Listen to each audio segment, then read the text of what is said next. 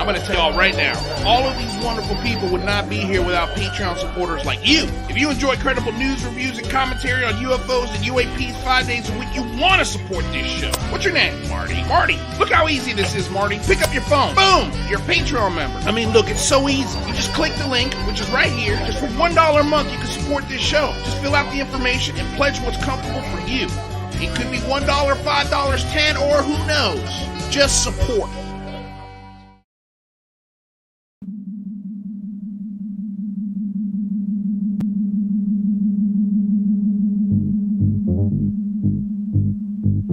What I saw was a metallic object that appeared to be about 30 feet in diameter and was probably about 15 feet tall at its highest point, disc-shaped. No sound to the object at all, although we did have considerable amount of electromagnetic interference on our car systems. The ignitions would not work. Both the radios in the Border Patrol car, the federal radio and the state radio, were completely out. It hovered in our area for probably about 3 minutes, and suddenly it rose up, turned over on edge, and the only thing I could see at that point then were three knob-like structures that were sticking out from the underside of the object. The object started spinning very rapidly, and as it spun, it started lifting up in the air and picked up speed, and all of a sudden, just with a real sharp burst of speed, shot straight up in the air and was gone in a matter of seconds.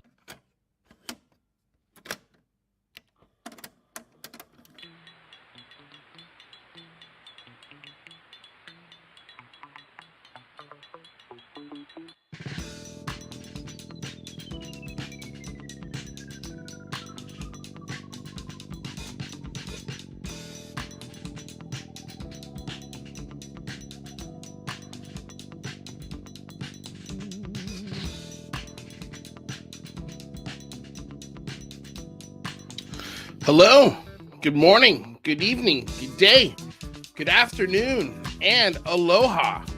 Welcome back, wherever you are around the world, to another episode of the Unidentified Celebrity Review. Your home for credible news, reviews, and commentary on everything UFOs and UAP. My name's Luis Jimenez. Rather Be Squinting, Michael Mataluni, and Jane Kyle are all off for the rest of the year.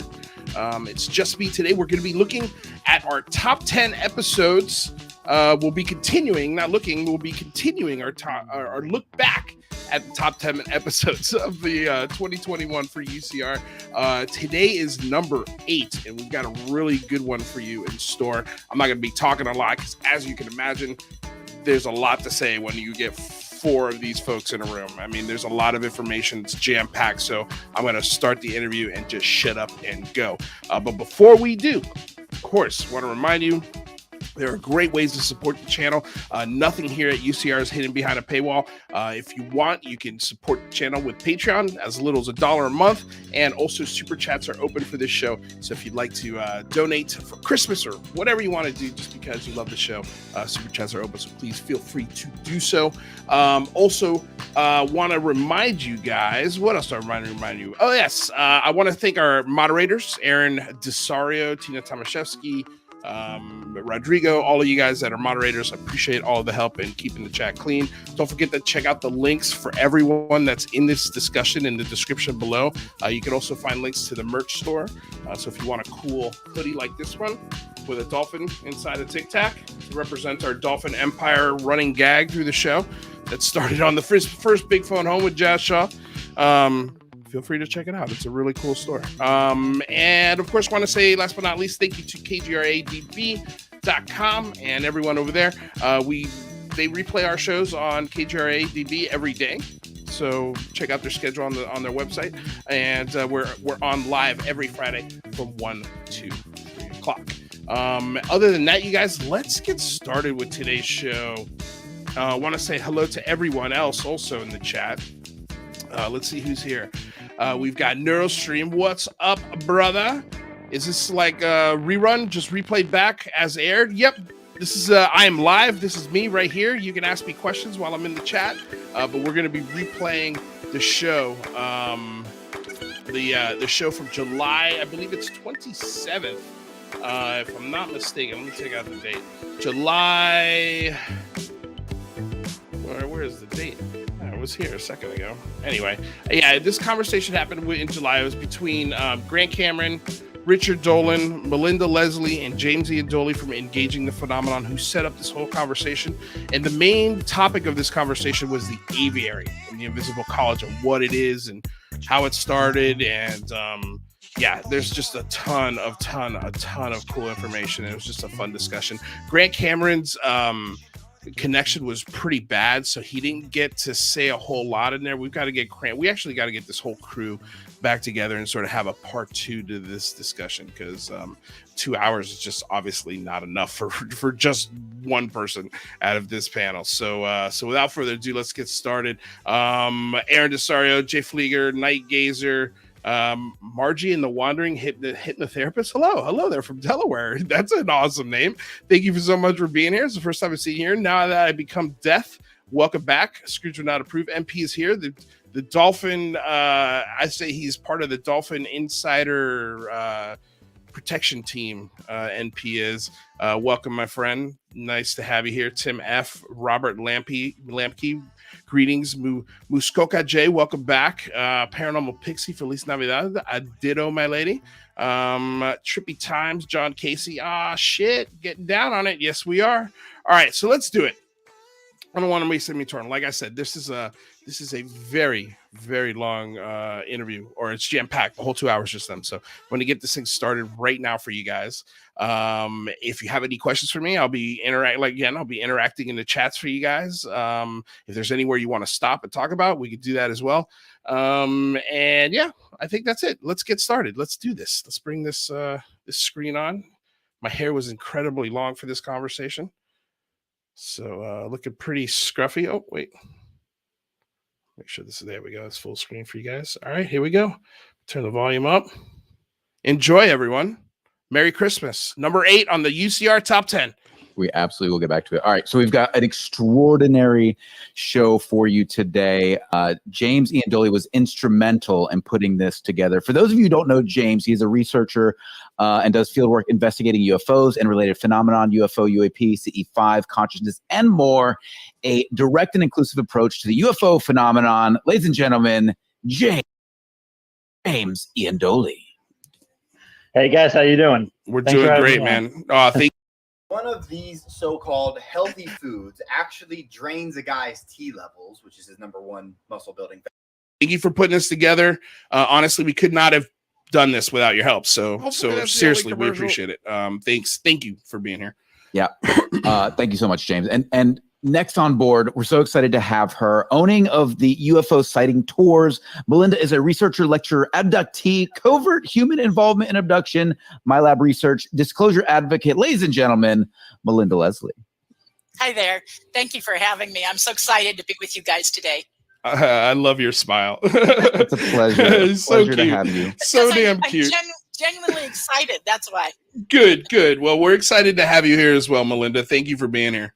Your next two guests need not an introduction. However, we'll do it anyway. Recipient of the Leeds Conference, International Researcher of the Year, and the UFO Congress Researcher of the Year. He became involved in ufology as the Vietnam War ended in May of 1975 with personal sightings of a UFO type object which locally became known as Charlie Red Star. Ladies and gentlemen, Grant Cameron.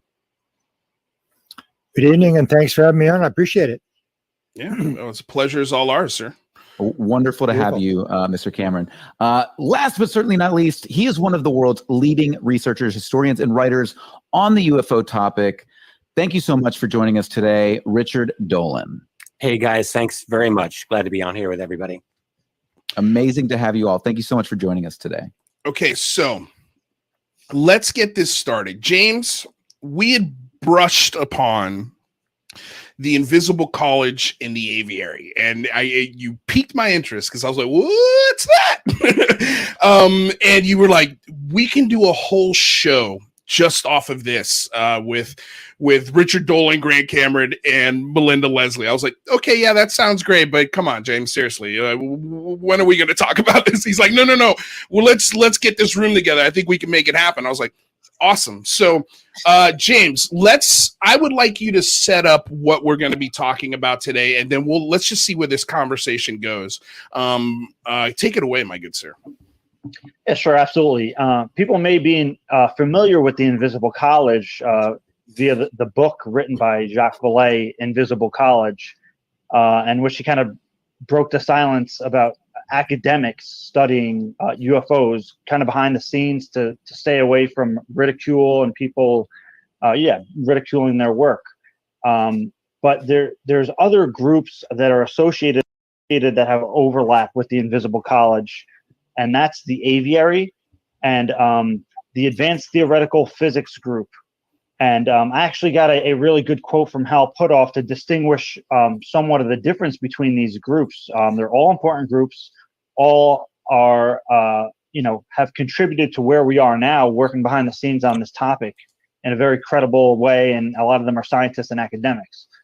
So the actual quote I got from Hal Puthoff to distinguish the Invisible College, the Aviary, and the Advanced Theoretical Physics Group is as follows. And he says, the Invisible College is more academic. The Aviary is just is a made-up name of interested individuals and researchers.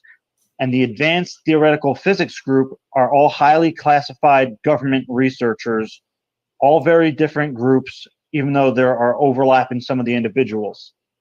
And, I wanted Rich Dolan, obviously, is probably the lead historian alive on the UFO subject. So, he's also had some interactions with these people, and he knows the history of the subject very well.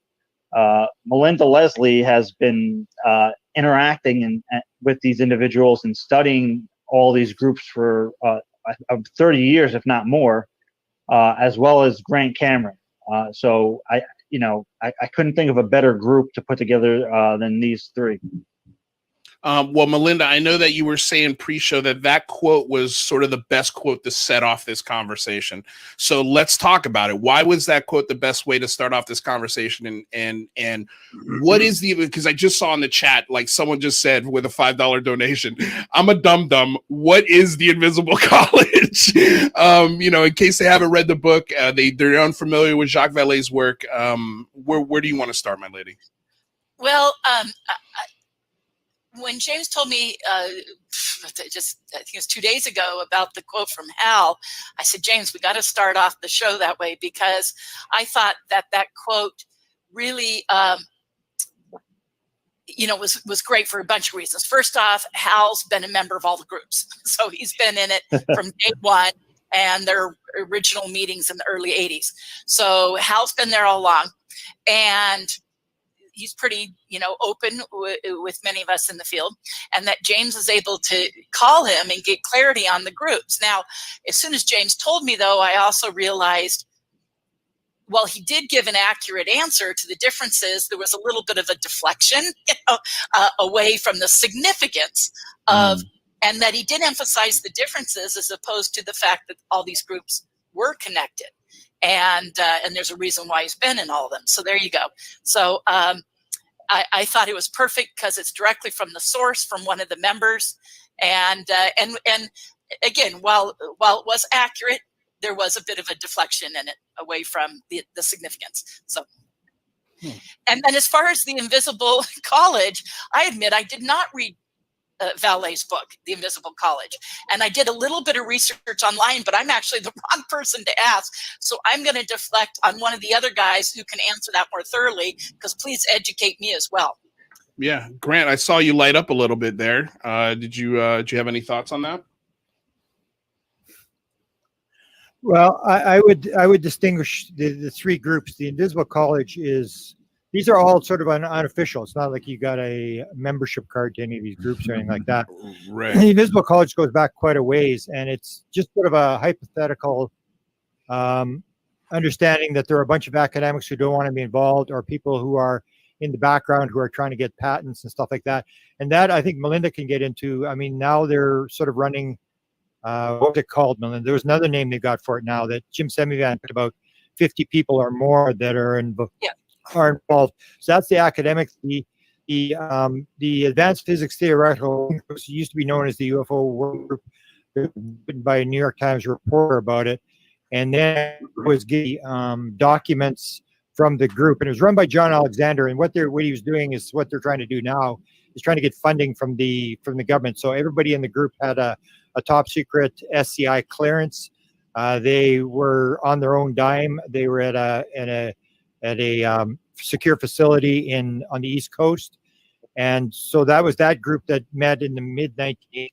And then the Aviary was a group that was formed by Bill Moore and Jamie Chandray, who, like Tom DeLonge, had a bunch of government people come to them and say, we're for the government, we want this thing disclosed, we're willing to help you. And so what happened in the 1980s is that Bill Moore and Jamie Chandray gave names to all these government sources. There was 24 government sources, and he gave them all these bird names so they could talk on the phone without identifying who they were talking about in case the phone was tapped. And and then later on, there was actually a group called the Aquarium, where they played off this, where Ron Pandolfi and from the CIA and Dan Smith, his sort of associate, Dan Smith started another group called the Aquarium. So they had the catfish and the sunfish, and so all these things are unofficial groups, and they work on with each other.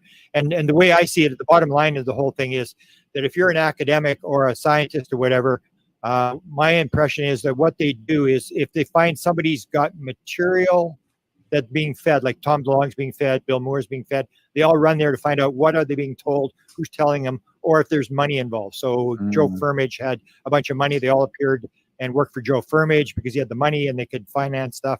So they're guys that are moving around, but they're not really official groups in terms of, in fact, the Aviary, a number of them identified, they didn't even know they had bird names until long after the event. They didn't know it was Bill Moore and Jimmy Chandray who were using the names. It wasn't the people themselves.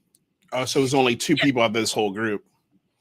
Go ahead, Melinda. Yeah, and I thought I'd clarify, add on top of what Grant was just saying. Yes, and as Hal also said, the nickname was the Aviary, and that was Bill Moore and Jamie Chandray, as my understanding, gave them that nickname again so they could talk about them on the phone and in other circumstances without anyone knowing what they were talking about. And then and so they never called themselves that. From the beginning, they were the Advanced Theoretical Physics Working Group, or called themselves the Advanced Physics Group. So the way they refer to themselves is and Rich, please, Richard, please join in and add anything. But the Advanced Physics Working Group, like I said, the Advanced Physics Group is what they called themselves, or even just the Physics Group, and it was a core group of people, and it's remained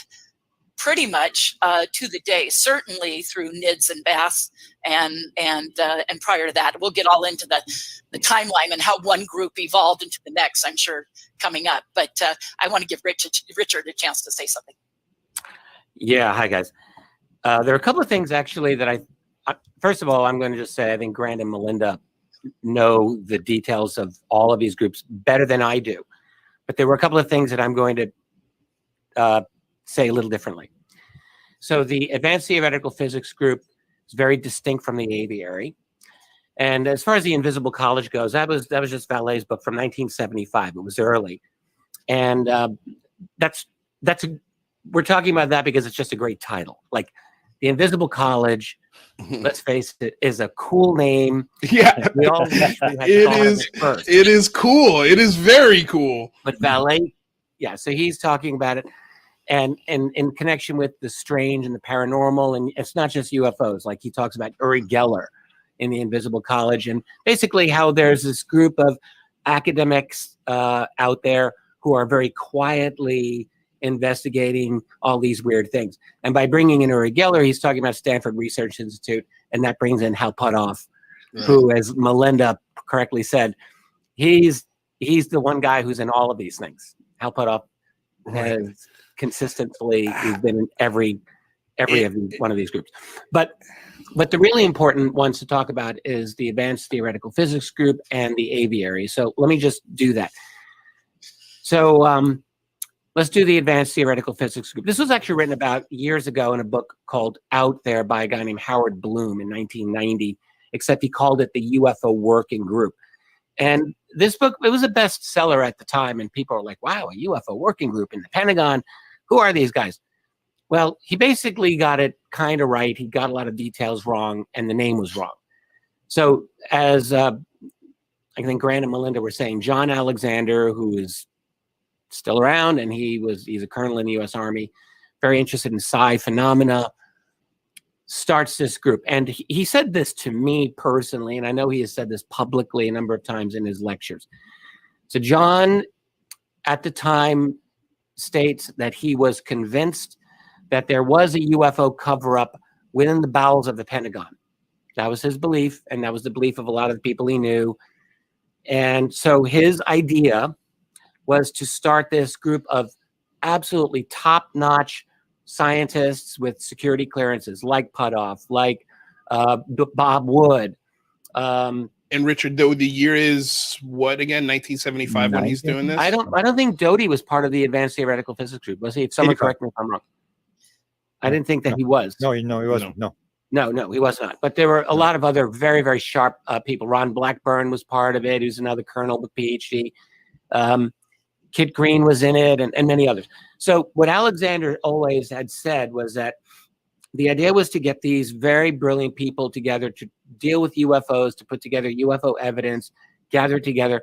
And then his hope was always that the real UFO group, wherever they were, would find these guys and bring them into the actual program.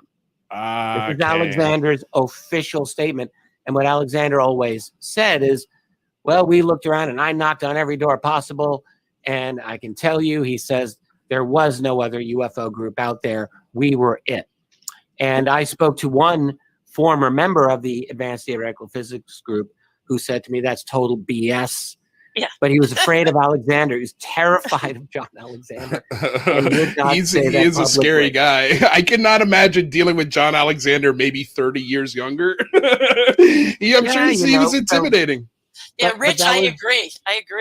You agree? Yes. Yeah, with what you're saying, that's BS. I would give up the name of the guy, but why bother? It doesn't really matter. So anyway,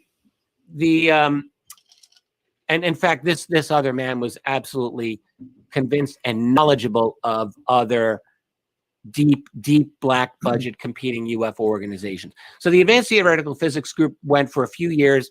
They met out of the BDM McLean Secure Facility in Virginia. Wow. I know Melinda's got a lot of stuff on this, but I'll let her get back into it. What relationship did these folks have to the Pentagon at the time? I beg your pardon? What relationships did these folks have to the Pentagon, or they just had security clearance? Different. They all had security clearances. Most, level I think, were not Pentagon employees. Okay, Melinda, got it. I'm just saying. I'm just adding in SDI. high level security clearances. Yeah. So then the Aviary, just very quickly, I do want to make a had to be correction. NCI security clearance. The Aviary was not started by Bill Moore and Jamie Chandray, as far as I know. The Aviary was started by a colonel named Ernie Keller Strauss. You guys correct me if you have better information on this. So Ernie Keller Strauss was he was a colonel in the Air Force who worked at the Foreign Technology Division at Wright-Patterson Air Force Base, and had apparently, this is the 1986. So it's the same year that the Advanced Theoretical Physics group started meeting as well. 85 was their first meeting. Oh, okay, thank you. So the first Aviary meeting, as far as I understand, was 1986, and it was Keller Strauss in his home, and he brought in people like Robert Collins, who was an Air Force captain. He did bring in Bill Moore, UFO researcher, and Jamie Chandray. They were invited, both of them with certain intelligence community connections. He brought in Hal Puthoff. He brought in John Alexander. Some more of the same names. Kit Green was part of this group. Who's the senator, the aide to Claiborne Pell? Scott Jones was part of it. Jones, yes. Yeah, and there were quite a few others, and all of these people they all had security clearances too, or if they didn't, then they were brought in at, like, I don't know about Chandray and Moore, but they were all brought in. They all started talking and sharing stories about UFOs. And I know for a fact that Keller Strauss, who was the original leader of this group, like, he had stories about what was going on in Nevada, alien bodies. probably a lot of the things that Leonard Stringfield, the researcher back then, was digging up, stories of crash retrievals and alien bodies. And I know Keller Strauss was deep into that as well. And all of these guys are sharing all of these stories, basically campfire stories. And with these types of guys with security clearances, you have to assume they're all willing to share, but they all have to be careful, I assume, like as to what they're sharing. They don't want to get into trouble. So they all kind of know the game. So Moore and Chandere, who were absolutely talking about this on the phone, were afraid of their phones being tapped and all of that. And so when they would talk about members of this loose group, they did give them bird names. And either Moore or Chandere, one of them, I guess, Nick said, well, it's the Aviary. It's like that's the bird. Yeah. It's like a bird sanctuary. It almost sounds like a in the closet secret UFO club that is hoping to get invited to a bigger party without letting anybody know about it. That's definitely the advanced theoretical physics group, without a doubt. Yeah, absolutely. That's a good way to put it. And so, Melinda, did they get an invite? I mean, did they garner the attention of the people that they wanted? Well, they definitely had their attention, and most of them currently, I think it's really important to reference their employers at the time. Quite a few of them were with major aerospace companies heading up the Black Project departments, or involved in those project departments with those major aerospace companies, as well as other scientific organizations and whatnot. And that's why they had their security clearances in doing those jobs. Those companies knew they were there. They were there with the agreement of those companies. I know both Jack Houck, who early on is one of the reasons I really got into this and know about it. He was a friend of mine, and he was Bob Wood's boss at McDonnell Douglas at the time of the Advanced Systems Analysis Department at McDonnell Douglas. And so Jack and Bob were both there, and McDonnell Douglas certainly knew that they were there, is my understanding. So it was kind of under the table, yes, and yet it was with the agreement. I mean, they had it at BDM Corporation in Virginia, and had it in a file skiff, had it in a secret room. So, and like Hal said, they were highly classified. I think that's a very accurate statement, right, James? What was his exact wording that he said that they were classified then and still are, or something like that? Yeah, well, he said specifically the difference between all the groups is that everyone in the advanced theoretical physics group have a high security clearance, but the other groups were a mix of people who some did and some didn't. But for sure, the physics group, I mean, were all specifically people with high security clearances. Yes, and I think it's important to note. Well, one thing I would point out is that. Sorry, Grant. Go ahead.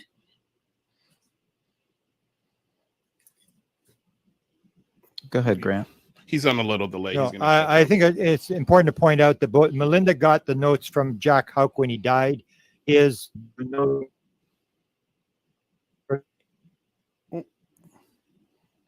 Melinda got the notes, the Advanced Physics Theoretical Working Group. And in fact, I started using it. They're still calling it the UFO Working Group. And then when I announced what the name was, then John Alexander said, well, it was called the Advanced Physics Theoretical Working Group and nobody had notes. Then I said, I got notes. Then he said, nobody's supposed to take notes. But Melinda has Jack Houck's notes after he died. She went through his files and got them. I was given the notes. I was given Oak Shannon, who, if you're familiar with the Wilson Leak, he's a player in the Wilson Leak. I was given his notes.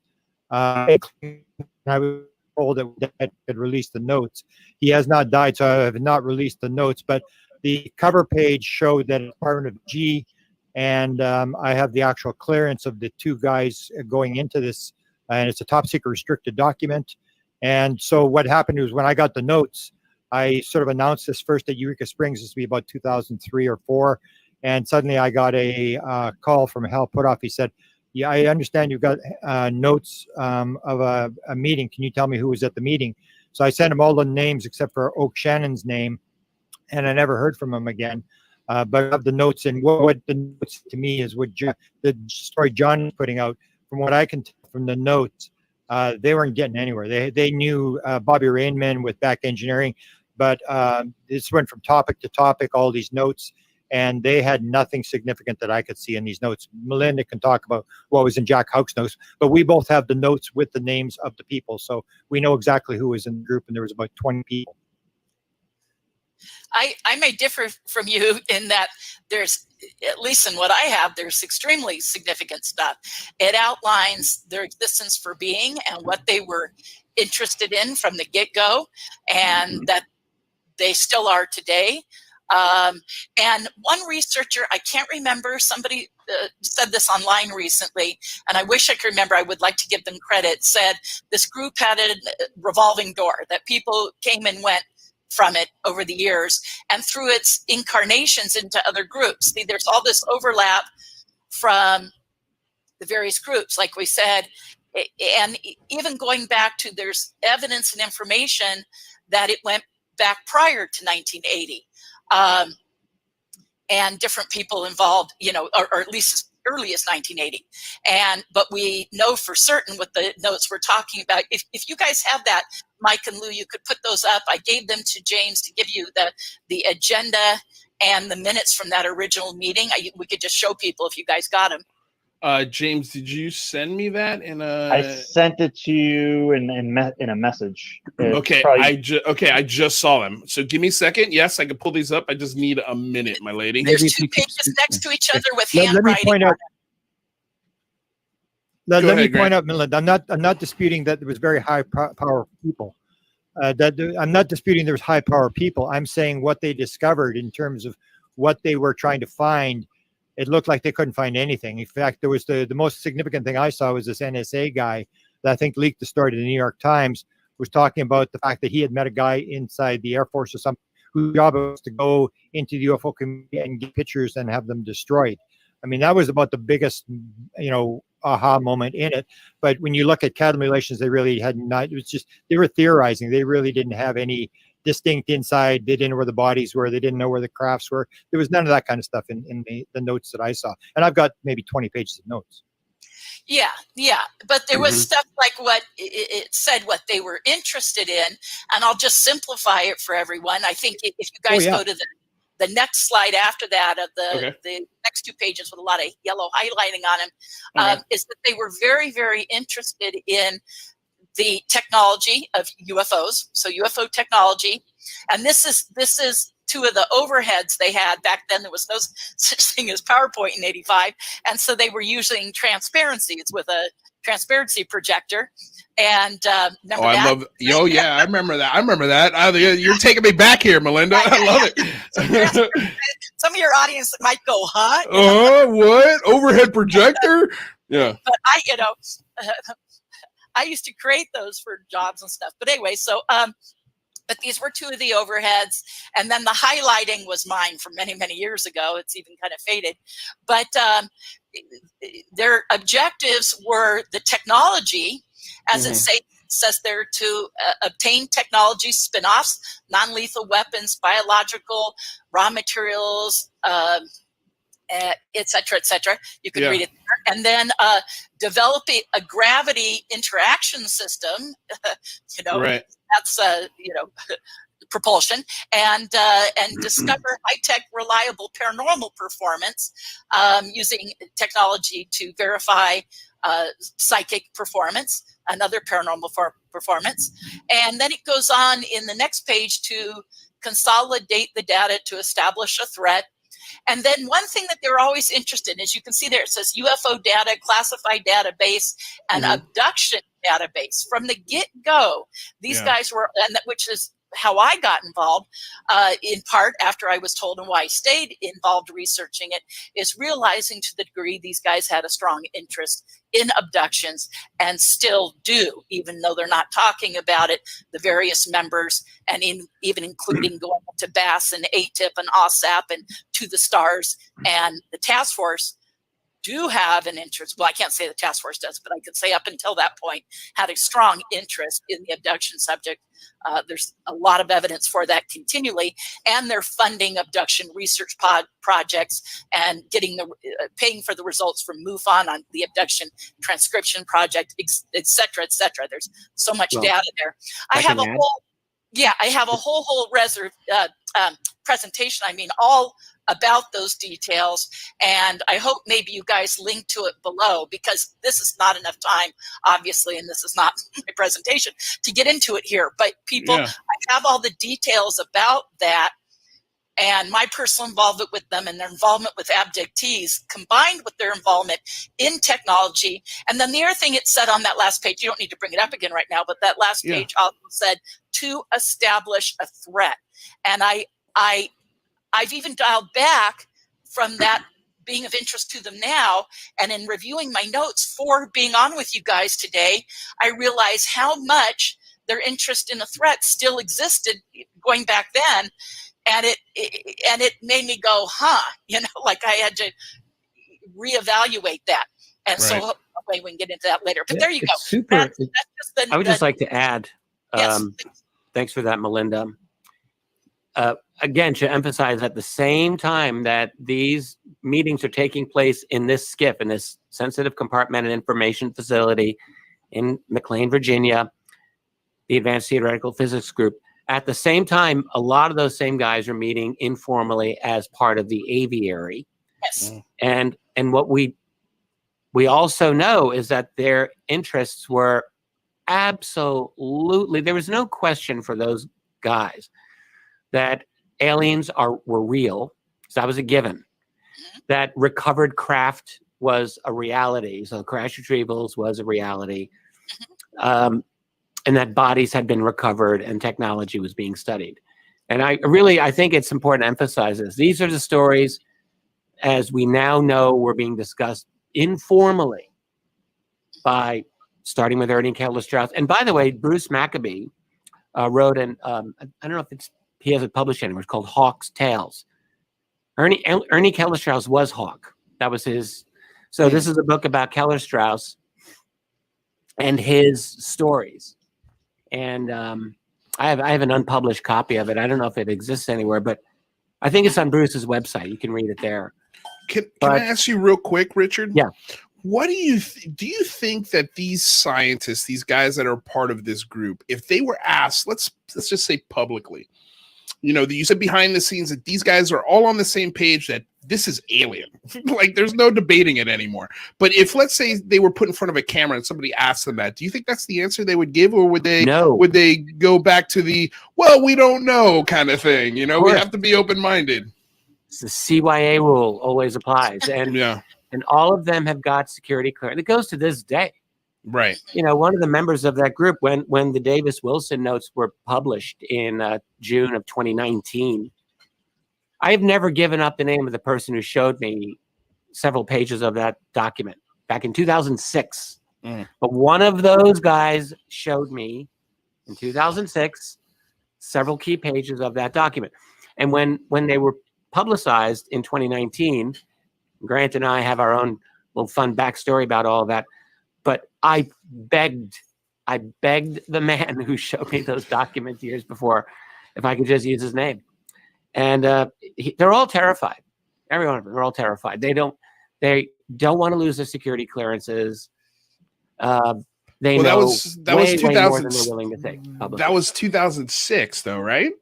That's when I was shown. When was the last time you asked them to share his name? When was it? Have you begged him? In 2019. Yeah. When those documents, the 13 pages plus the 2 extra pages, 15 pages in all, when that came out, I communicated with the man who showed me the pages originally, and I begged him. This is in June of 2019. I was like, please do everyone a solid here. Oh man, let's like go down in posterity together. I can tell you, I got yelled at a little bit today by UFO Joe. Sorry, Grant, because he was talking about these Wilson Davis documents, and then we had Stephen Greenstreet who was like, "But these documents haven't been confirmed." They knows better. Yeah, well, who knows better? Who does? I mean, that's the whole thing with this topic. Is it's so hard to pinpoint anything.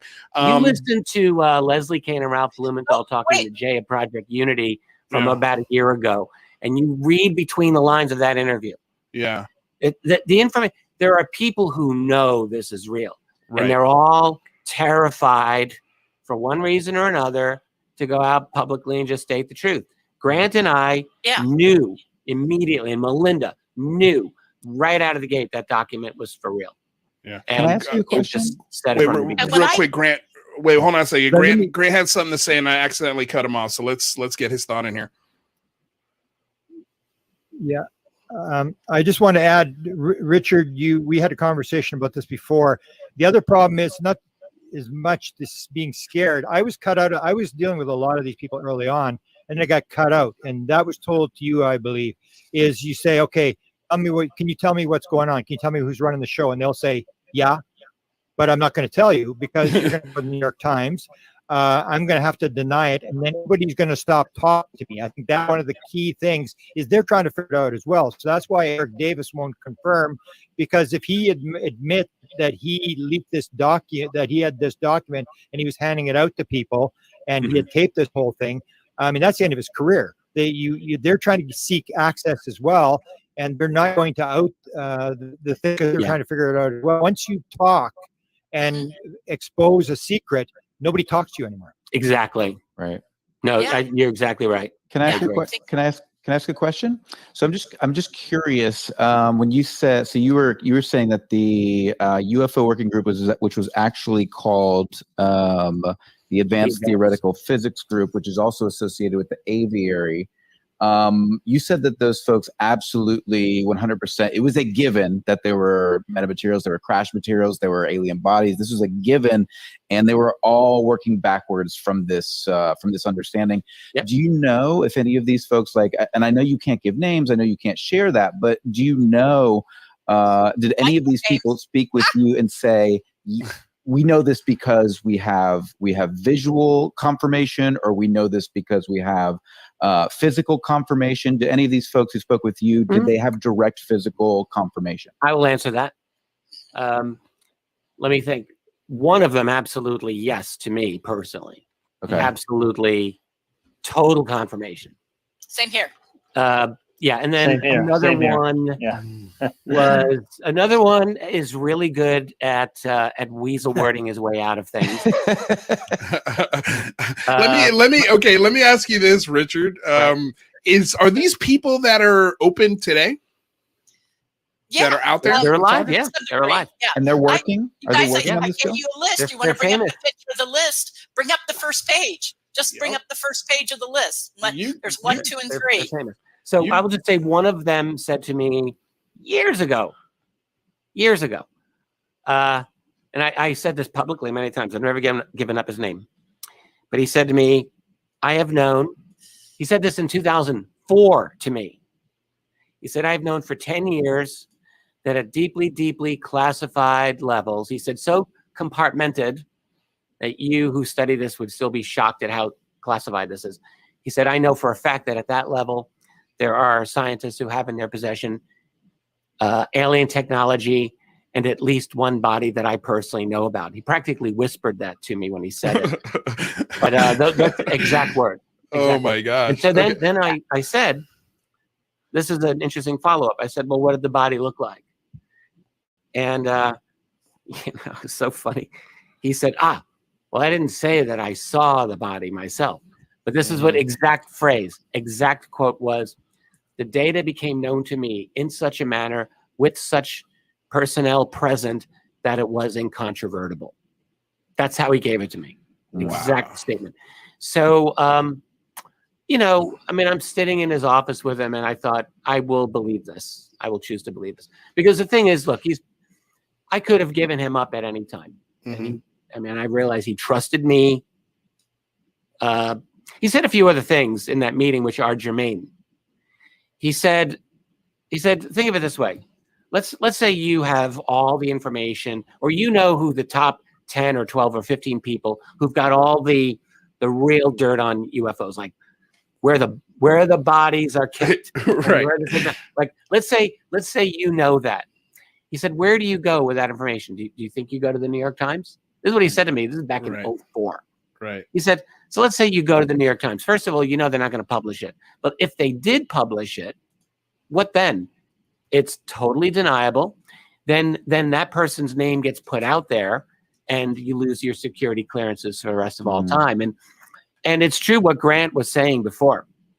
All of those people in that group, like it started out as the Aviary, and I always like to think of it as it graduated to the Bigelow crowd. You know, it goes into Robert Bigelow with NIDS, a lot of the same people. They bring new people in, and it continues to morph over the years, and ultimately into ATIP, which is the latest iteration.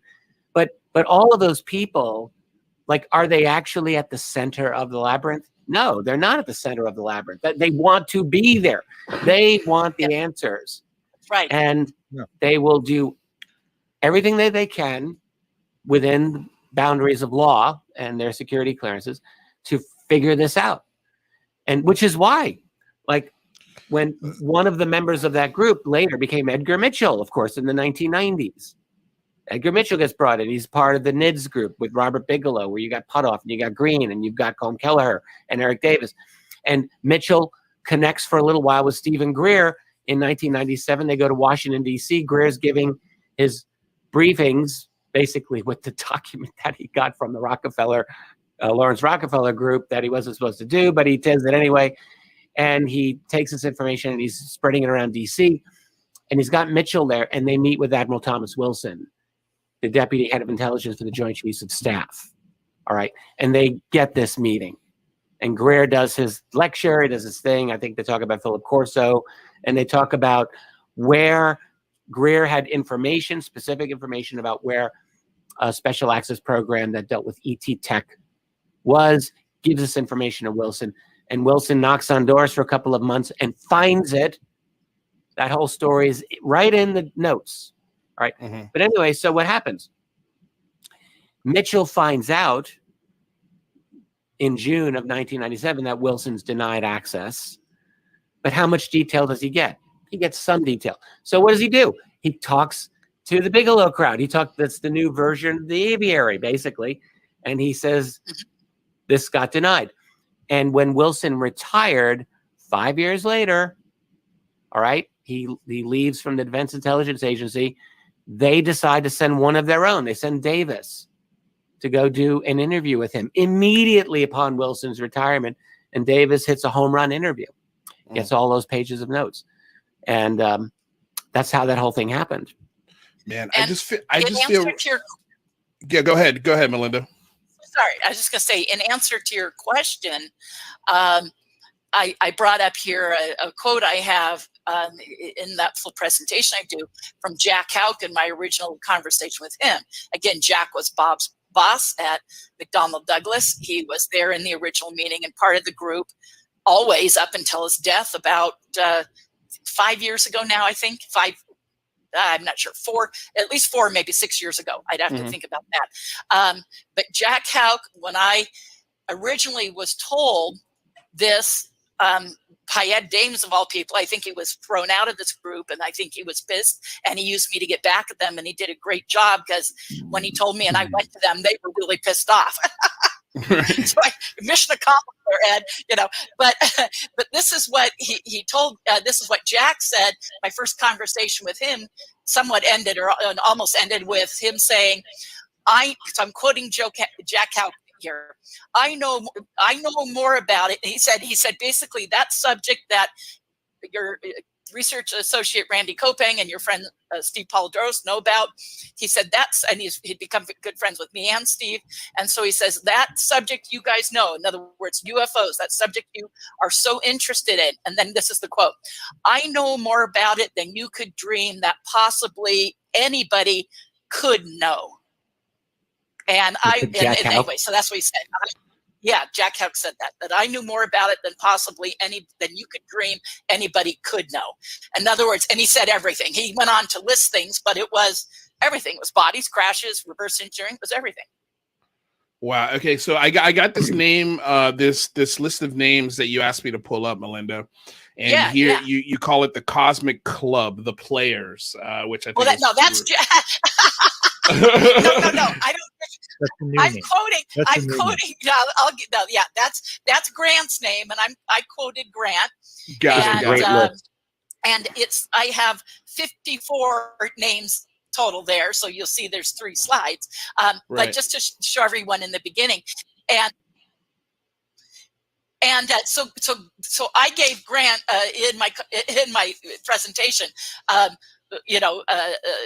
full kudos for coming up with the Cosmic Club as his nickname for these guys, and I think that's a way to refer to them, that they're the Cosmic Club. That wasn't me. And it's a combination. That wasn't me. That was Jim and where they overlay with each other. So this might help everyone understand it if they're looking at that picture. If you can bring it up again, because bring that up again, the list, because everyone will see that in my presentation I have an X next to if they were in the working group, if they're in to the Stars Academy board, or what I thought was the extended, support group to that, if I had reason to believe in knowledge that they were, like for instance, Kit Green, not on the board, but part of the extended group, and Gary Nolan, etc. And then the ATIP group at the Pentagon, if I thought they were associated with that. And then I had what I called old disclosure, which gets into the Aviary and even ISSO, and it's Rockefeller Initiative, etc. And then I have, if they have a connection with the intelligence community or a clearance, that was a given. And then I have, if they're like Bass and Lockheed and Advanced Technology Development, and then consciousness, or what I call the ET mind, which was psi research, abduction research, etc. And then I put a check. And so if they were directly involved in funding or researching in any of those areas, they got a check. And then I reordered it, and the numbers of checks adding up are to the far right. And then I ordered it, and I was surprised that the person who was the most involved, and it's because he's funded so much of all this, was Robert Bigelow. So he came up, and then Hal Puthoff and Colm Kelleher, Alexander, Kit Green, Elizondo, Scott Jones, Blackburn, Ron Blackburn, who I've had a lot of dealings with. Oh my God, the stuff Ron told me. Oh my God, my head swims. He's really knowledgeable. That guy. Yeah. He told me a lot, man. And then you have Eric Davis, Jacques Vallée, Bruce Maccabee, Jim Semivan, Gary Nolan, Paul Rapp, Chris Mellon, Jack Houck, et cetera, et cetera. So depending on how many X's they got, that's where I reordered them. So can I ask you a question, Melinda? Great list, Melinda. Can you pull up that? Can you pull that up again? Yeah, this list is awesome. By the way, this is awesome. So I'm curious. So the ET Tech and that's Develop. one of 3 pages. Right. No, we'll show the other 2 in a second. So the ET Tech and Development, specifically, like for example, Advanced Technology column. When you put a check mark next to these folks' names, is it because they've disclosed to you that they've worked on advanced extraterrestrial technology, or have? No. Okay. No, that's a good question. But no, it is a good question. It was based upon the research of Randy Kopang and me, and some of it's conversations with them. Yes, in some cases, and then it was extensive research, documentation over the years. It was doing 30 years of research into this, and then we had extensive, notes, and et cetera. So a lot of it is documentation. A lot of it is their own stories or their own interviews or their own lecture presentations, and books they've written and books other people written, like all Jacques Vallée stuff, So every time we got another piece of information, we added it. And so that's resulting in Melinda, research. May I just mention, on Randy's behalf, because he's your buddy, but I've met him a couple of times. Randy Kopang is not everyone knows him, but my God, he is a smart and dedicated researcher into this subject. He goes deep, and so when Melinda says she was working with him, those 2 work together very carefully. But Randy has one really great book that I have called Camouflage Through Disclosure, I think it's called. Yeah. He wrote a number of years ago. Which is a quote from one of the guys involved. How they've managed all this is they've camouflaged it through limited disclosure. Yeah, exactly. And that's an absolute quote. So he's someone that, I don't know how well everyone knows who he is, but some of us in the UFO field know him, of course, and he's I'd love to run into him again. He's a very, very smart guy. I can put you in touch with him anytime, Rich, of course. Sure. Yeah, let's do that. Grant, any thoughts to add on to that? Smile, Grant. Yeah, he's a little frozen. Well, one thing I'd like to mention here, you asked about do they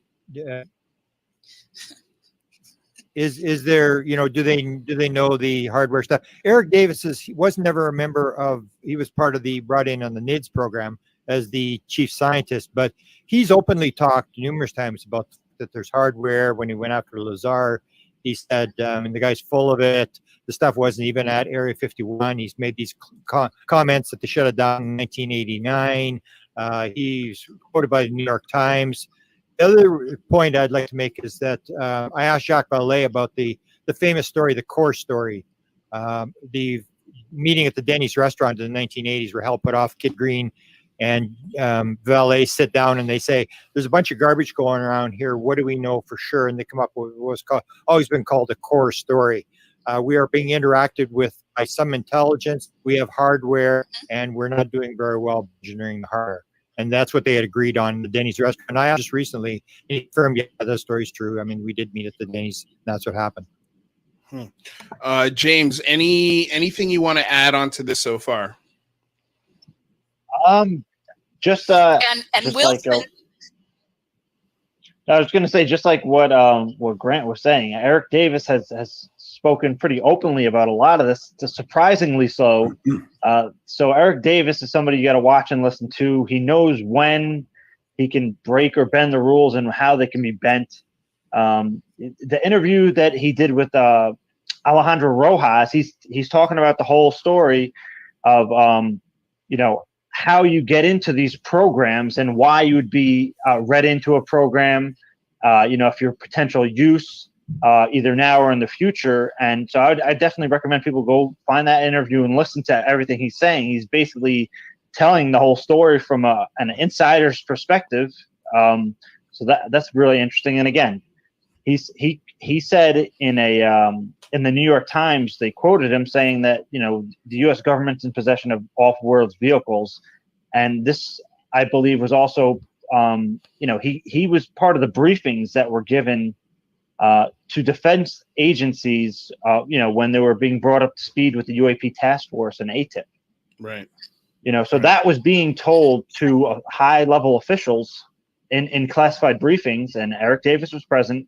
Christopher Mellon corroborated that, and more so, Christopher Mellon stated that, Dr. Eric Davis told them how they may go about finding those programs, that's a big deal. Yeah. Go ahead, I want Melinda. to add real quick what Grant was saying about the core story. I think it's very important. I had heard that from Grant, and then all of a sudden the Wilson interview notes, I want to say memo, but it's actually interview notes by Eric Davis.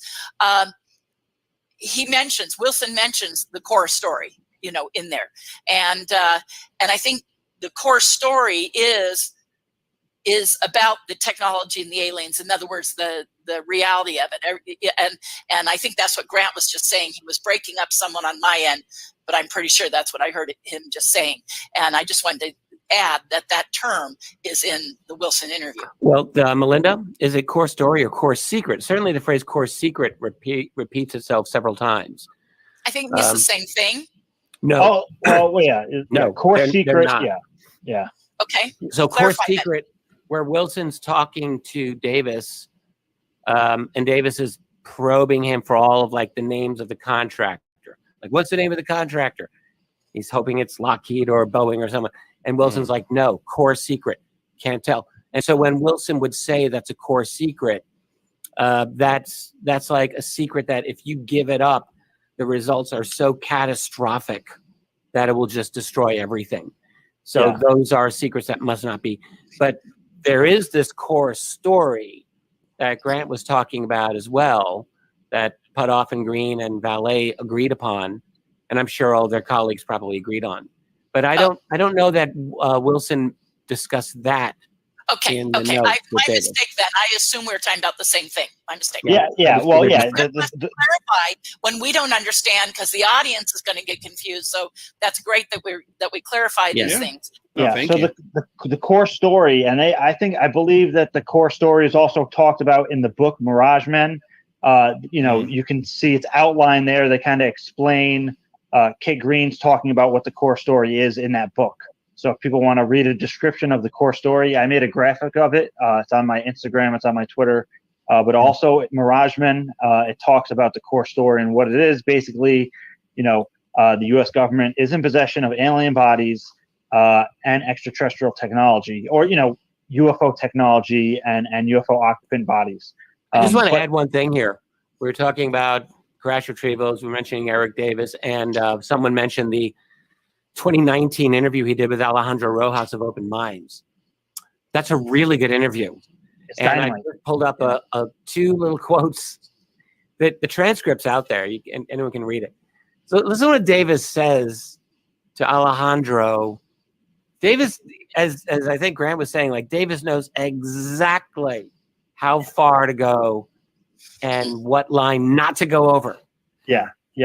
And he's as well plugged. So this is what he says to Alejandro. He says, lo and behold, you find out through the vice president or the president of one of the legacy aerospace corporations.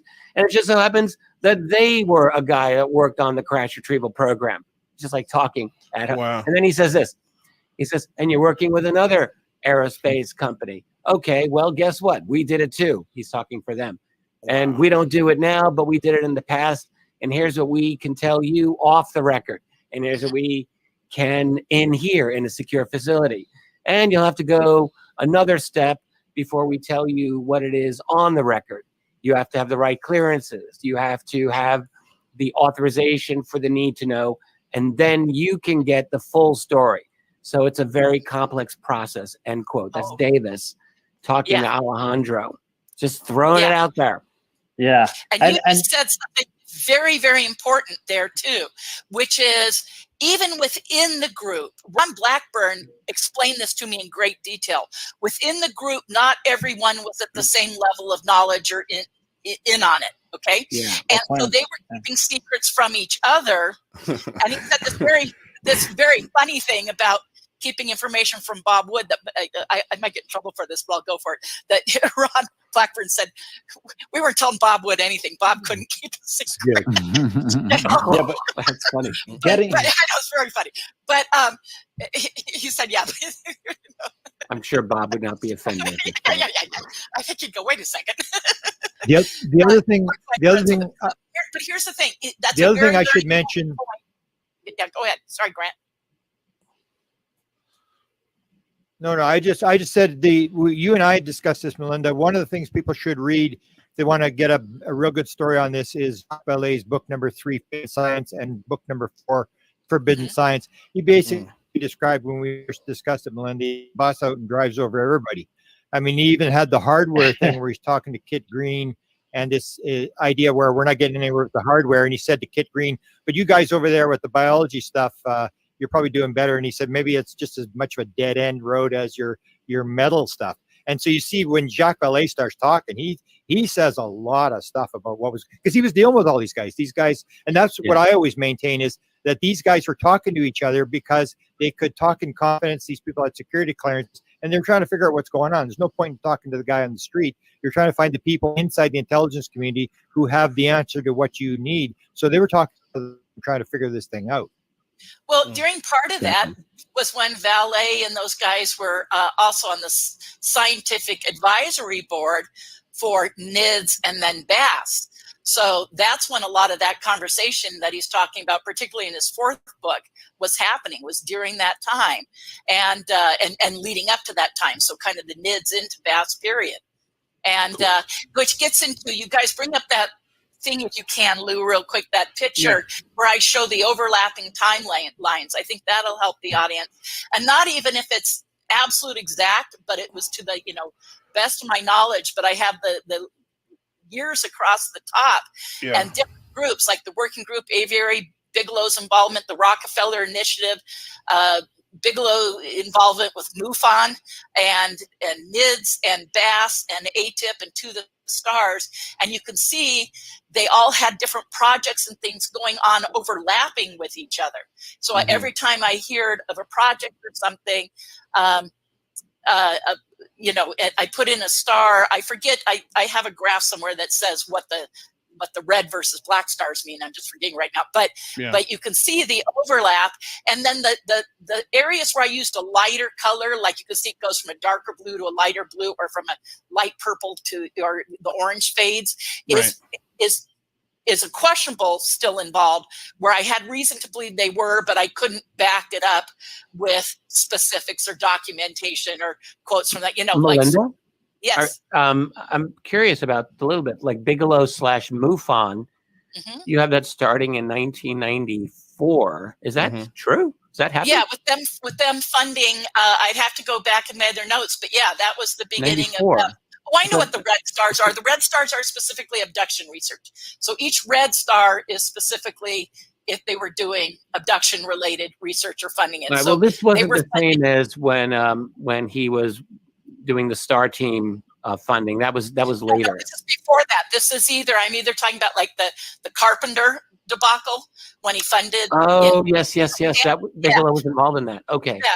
So that's I'll go into my Very PowerPoint. good. This is really good. But so when it's vague, that's when I have the color lighter. But and so, like, you know, can I say the advanced working group was directly involved up to 2001? Yes, but beyond that, that's why I have it in blue. But these guys' involvement with abduction research continued, hence the red stars there. So I'm like going, okay, they were continually involved, and it's still the same people doing the same abduction research. So, you know, I think their changing of names over time was both because they refocused and maybe new people came in, but I think it was useful as a form of deflection. You guys can tell me what you think. But Good comment by Seth Couture in there just now. I just saw that. He's talking about the men that Eric Davis doesn't want to identify are Mike Kostelnick, Noah Longmire, John Deutsch, Paul Kaminsky. I agree. Just want to say that. Sorry. Yeah. Well, real quick. Okay, so we've hit our first hour. So what I want to do is I just want to reintroduce everybody in the room, just in case there are any new folks who are here. And I love it, Michael, because our audience is like, it's reset time. Time to reset. They're so used to the reset here. I love it. So let's go ahead. Let's reset the room. Let's reintroduce everybody, and then we'll keep this conversation Do you going. mind if I go come back with a beer? Is that okay? Oh God, please, yes, Dolan, go grab a brewski. Are we taking a little break? Because I'm going to go get water. Unfortunately, Go get some water. Go get some water, girl. You got it. I love it. Grant Cameron's just hanging. So yeah, go for it, Michael. Yeah, well, while they do that, why don't we go ahead and kind of reintroduce exactly what we're talking about here today. So we've got quite a few different groups that we're talking about. So we're basically investigating based on what Grant Cameron here, Richard Dolan, and Melinda Leslie are talking about in relationship to the Aviary. We've got the Advanced Theoretical Physics group, and we've got the Invisible College. What's that? Grant's going to take a break too. Everybody, it's just the three of us now. Everybody's taking a break. Everybody's taking a break. You with me?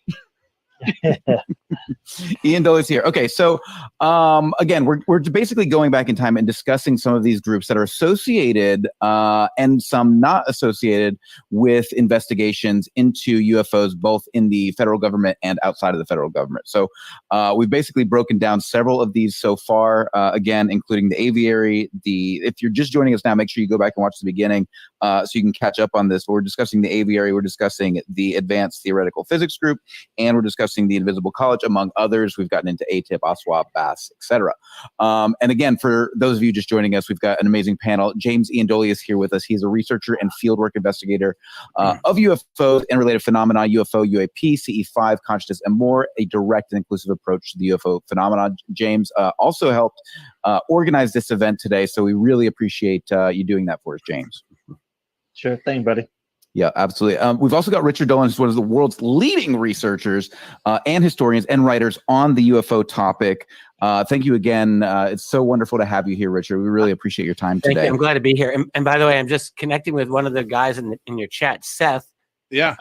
Seth, I don't know how to get into the chat right now, but send me an email. So my main email, I'm just going to say it.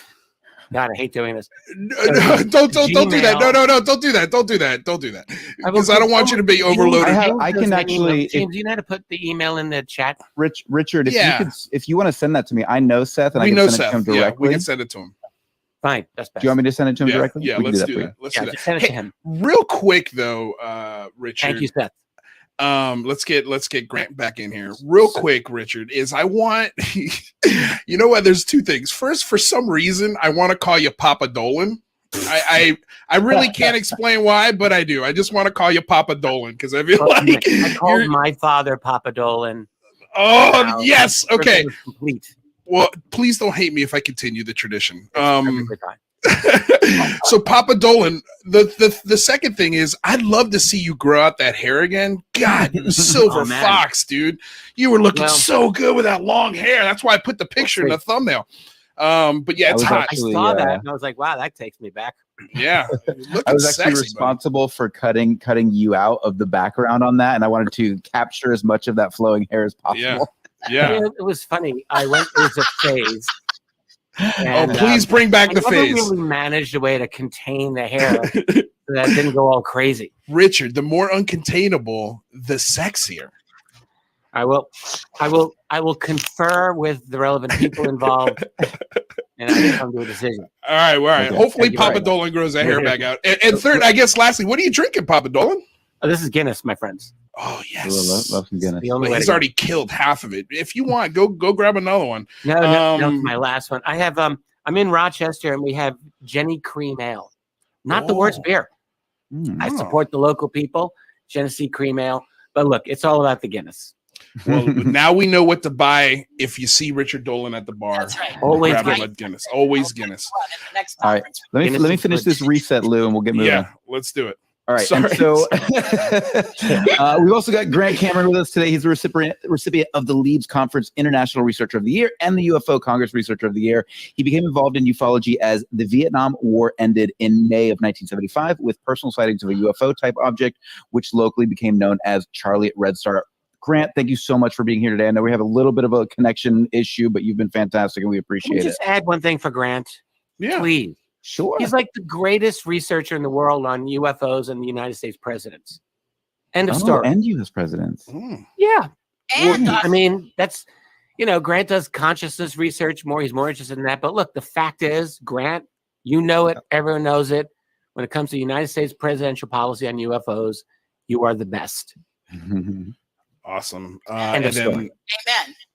And finally, we've got, last but not least, Melinda Leslie, owner of the UFO. New material coming in. Uh-oh. Well, we lost you, Grant. What'd you say? You got a weird ass delay there. We just got to give him a second to catch up. Something's going on with Grant's internet today. There we go. It's a Canadian thing. It might be. We've had this problem with Canadian Wi-Fi before. Yeah. All right. Let's get Melinda in there. Last but not least, Melinda Leslie, owner of the UFO Sighting Tours. Melinda is a researcher, lecturer, abductee, covert human involvement in abduction, research, disclosure advocate. Thank you again so much for joining us today, Melinda. We really appreciate your time. Thanks so much for having me. I'm enjoying this because it's not often I get to talk about all my research about this. And Richard and I have talked about it, and James and I have talked about it, and Lord knows Grant and I have shared research for years. And so this is a real pleasure to be able to bring these people together and discuss it all at once. And we need to, obviously it's a huge, deep subject that will require much more time. So maybe we and maybe a few more shows. Maybe we'll have you guys. We'll do this whole thing again sometime. Also, if you haven't subscribed yet, make sure you hit the subscribe button down below. We come at you 5 days a week, every single day. So make sure you hit the subscribe button, click the bell so you know whenever we go live here on the Unidentified Celebrity Review. You can also catch us Tuesdays and Thursdays at the Singularity Lab. Click the link below and follow us there as well. Lou, why don't you kick us back into this conversation? Yeah. Okay. So, well, who did we lose there? We lost Melinda? What Just happened? fixing a Oh. curtain. All right. No worries. Okay. So James, where should we shift gears into next? What's the next part of this conversation that we should be looking at? Well, I mean, we've been talking a lot about how, this group and the overlap, but we talked about it a little bit, but we could talk about the relevancy today, how it's so relevant in everything that's going on today. Mm-hmm. All these people were, involved. I mean, if you look at ATIP, and OSAP, you have these people that were actually working on those programs. So it goes all the way from back in the 80s all the way up until today. Well, here was one thing that I know rubbed Michael the wrong way. And it was about Bigelow, in particular that in the FAA manual, there used to be a phone number that if a pilot had seen something strange, they could go to this page in the manual and call. And that number was controlled by Bigelow. It's Michael, if you can explain sort of why that rubbed you the wrong way, and absolutely, yeah. And it wouldn't have rubbed me in the wrong way if it was 1989 or 1994 when he was involved in the project. But the fact that he's we're pilots, modern day fighter pilots, are told if they see a UFO to call Bigelow. That, to me, that just seems so outside of any standard operating procedure that would allow us to get the technical details associated with this phenomenon and study it in any sort of way. Like, I'm not a huge fan of only studying this within the USG and the military industrial complex. I do believe we need to study it outside of those things. But when inside, shouldn't we have standard operating procedures that go up the proper levels of command so we can actually start to create standard operating procedures for logging and detailing this information? Yes. It's a great idea in theory. Melinda, oh, wait, Melinda, you're muted. Melinda's muted. You're muted. We cannot hear you. I have something to add. Well, watch figures that out. What do you got? Can you hear me now? Yep. Yeah, we can. Let me just get this in, Melinda, and then sure. Sorry about that. When Bigelow was getting that, I'm thinking, am I right that it was during the ATIP program? Yes. Yes. So he actually was a defense contractor. Yes. That would be a relevant person to get the information. Yeah. But the reason that they would do that is totally for deniability, of course. Like the military is not ever going to want, especially at that time period, to admit that they're taking UFO reports or that they're taking it seriously. So everything is on the down low for them. And Bigelow is actually perfectly positioned because everyone is known. Robert Bigelow is highly sophisticated when it comes to this subject. Highly sophisticated. He's been deeply involved since the early 1990s in a serious way. He funded the abduction conference at MIT that got John Mack out into the world back in 1992, and he's been deep ever since. So he knows the subject exceptionally well. He's gone out of his way to gather data about this for years, and he's a reliable player that the DoD knew that they could work with. So if he's collecting data, they could get that from him. Can I ask a follow-up, Richard? Can I ask a follow-up to that real quick, Richard? I'm just curious. So in relationship to that, I'm still trying to understand. I mean, obviously, we don't know, the U.S. government doesn't know always what our foreign adversaries are doing, right? So they could be developing technology that's outside the scope of things we understand. So I'm just love to get all of your perspectives on why you think this has so much stigma, even in the last 10, 15, 20 years, even prior to the Nimitz incident. Why was there this stigma, considering the fact that we have adversaries out there who fly things? That's easy. I'm going to do this real quickly. I'm going to give it to Grant and Melinda. You have to go back to the 1940s, and you have to assume Roswell and other crash retrievals were real, because they were. They happened. They were the recovery of advanced exotic technology that did not originate from this civilization, and they knew it at the time, full stop. So if you've got this information, you have to contain it. From their point of view, there's no other way. You can't just tell the world, oh, yeah, we got this technology from some other planet. Yeah, no problem. Let's share it with the world. No. Of course not. America didn't want to share its atomic technology with the Russians. They're certainly not going to want to share exotic alien tech. Absolutely not. So what do? The only thing you can do is deny, completely deny. You have to work with your allies and your people in the media, and you debunk. That's what the Robertson panel was about. That's what Operation Mockingbird was about. You control the media. You've got your people in there, and you dismiss and you ridicule. And you create a culture by which UFOs are just not to be discussed. Yes, they knew that the Russians, not the Chinese back then, but the Russians were certainly someone you had to keep an eye on. But I think it was pretty well understood that the Russians weren't flying saucers around either. So no, this took, it was many, many years of this culture of secrecy to develop. Now we're in the 21st century, and now we've got advanced computer programs, and we've got artificial intelligence on the way. And so now we're really at the point where global military systems are increasingly able to create, weapons platforms and propulsion systems that are becoming we're blurring the lines of what were once UFOs. So it's a little more complicated now. But for decades and generations, the only solution was to debunk and ridicule UFOs and push it to the fringe as much as possible. That's what they did. Grant, do you have any follow-up on that? Or go for it, Melinda. Sorry, I agree completely. That's all. I just agree completely with what you just said. Well, here's my thing is we still have a lot of denial. Okay. sorry, Grant. I'm just saying you still have a lot of denial. Even if you take a look at the Congress thing, I mean, what did we learn now since they started to brief Congress? Really nothing, except Congress is now in the loop of secrecy. It's like when you ask, well, what did they tell Congress? It's like, well, we can't say. It's a non-disclosure agreement. Everybody's playing the game because nobody's going to put their cards on the table. If you're playing the game and you realize this technology will change the world and you can kill people more efficiently and rule the world, you simply aren't going to put your cards on the table. Right. Well, here's my question, and then we've got a super chat question that we're going to get to from Cosmic Deception. Okay, so here we are. It's 2021.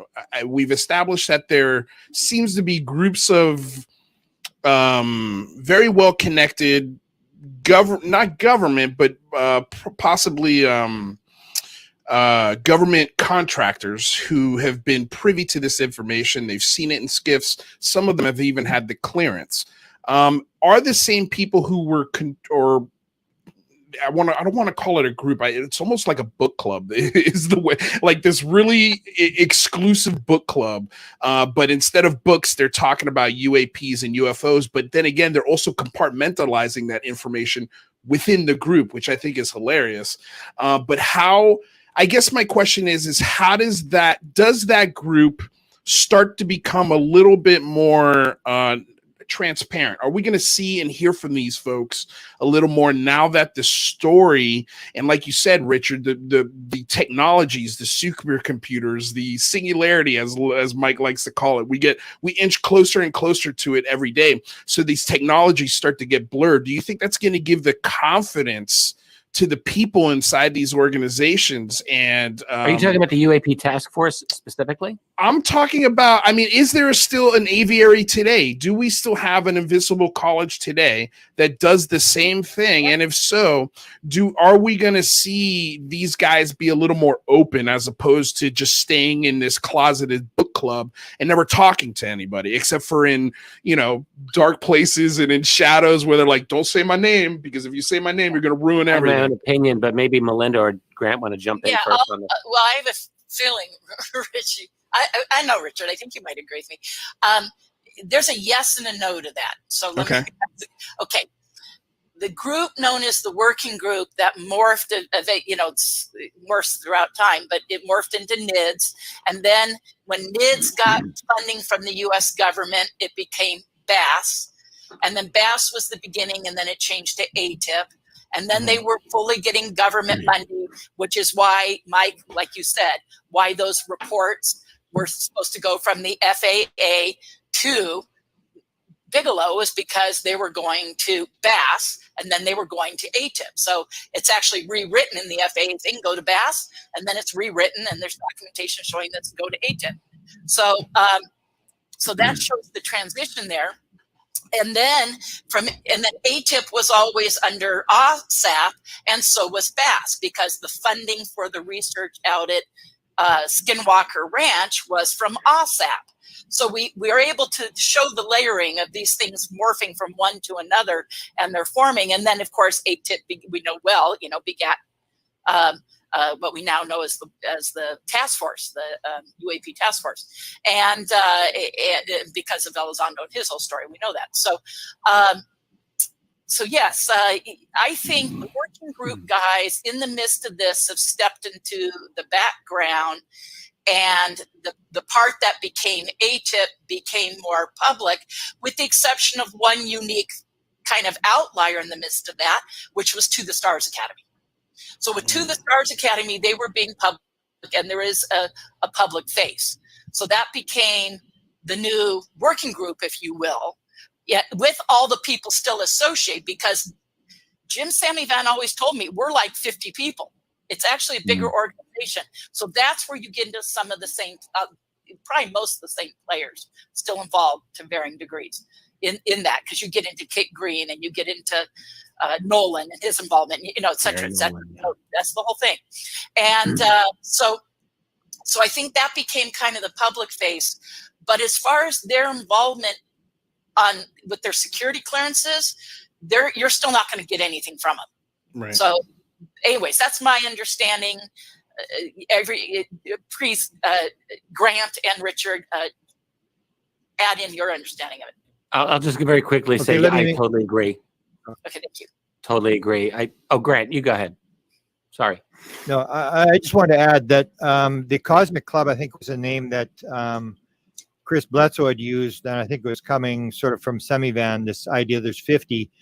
It doesn't really benefit these guys to come out. You may get the odd one.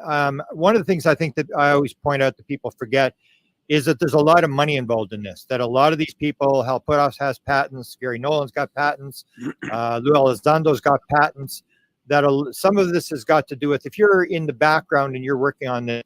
I know Tyler D, who's the famous Nassau guy, he's a member of this Cosmic Club. He doesn't want his name used and stuff like that. Gets very upset. He had an invention he claimed that he got from the beings. I know money was involved. It was absolutely astronomical, the amount of money they sold the company for on NASDAQ. You got to remember that in terms of the Invisible College as well, is that, I mean, if you're working on this leading edge technology, are you going to put it out for everybody to see before you file for a patent?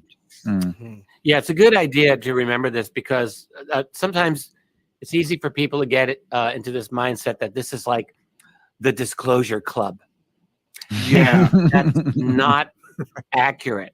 Well, because they're not there to disclose. They're just kind of there to it sounds like they're just like it depends on the person in the group, but again, it sounds like a book club. It sounds like they're there to compare notes, and it's almost like AA. You go to this group and you get to talk about it with people, because you can't go home and talk about this with your wife. You can't go home. They're out to help themselves, right? And if they can bring the public along a little bit, they might not be averse to that. They're not anti-disclosure per se, but actual genuine UFO disclosure, that's not their agenda, and it really never has been. But they have done they have done good things for the UFO culture and for the UFO disclosure effort in general. I think it's undeniable. And I just want to say this too, I'll have this opportunity.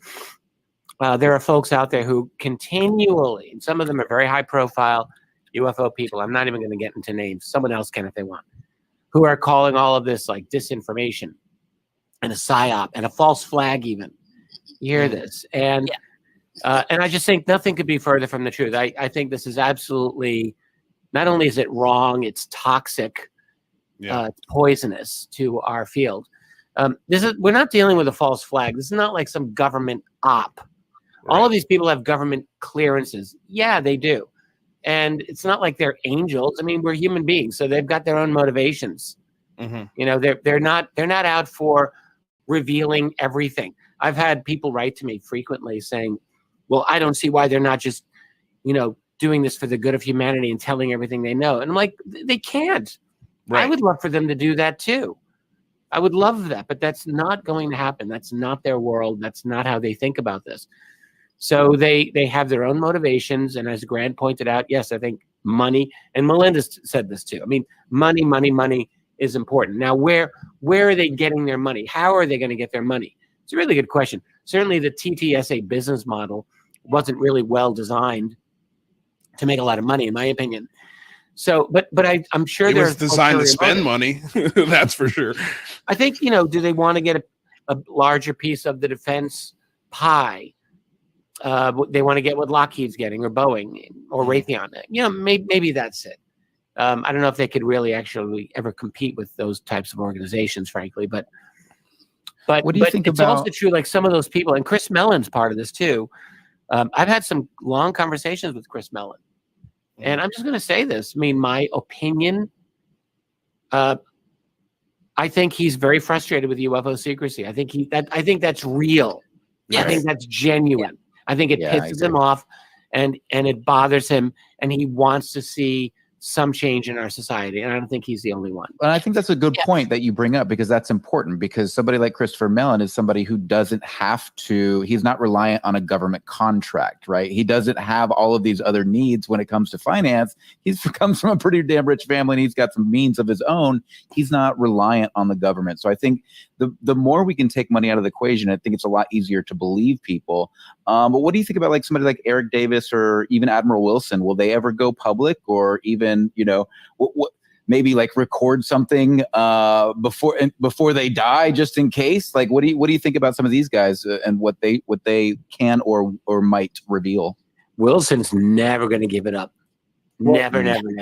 Yeah. And No. Davis, Same I with doubt him. it. Let me I doubt it. I doubt it too. let me with tell a Davis. story that we Jump in. yeah, they all have the security clearance. They all play the game. We dealt with Dr. Eric Walker, the former president of Penn State University, for a number of years. He had 14 honorary doctorate degrees, chairman of the board of the Institute for Defense Analysis.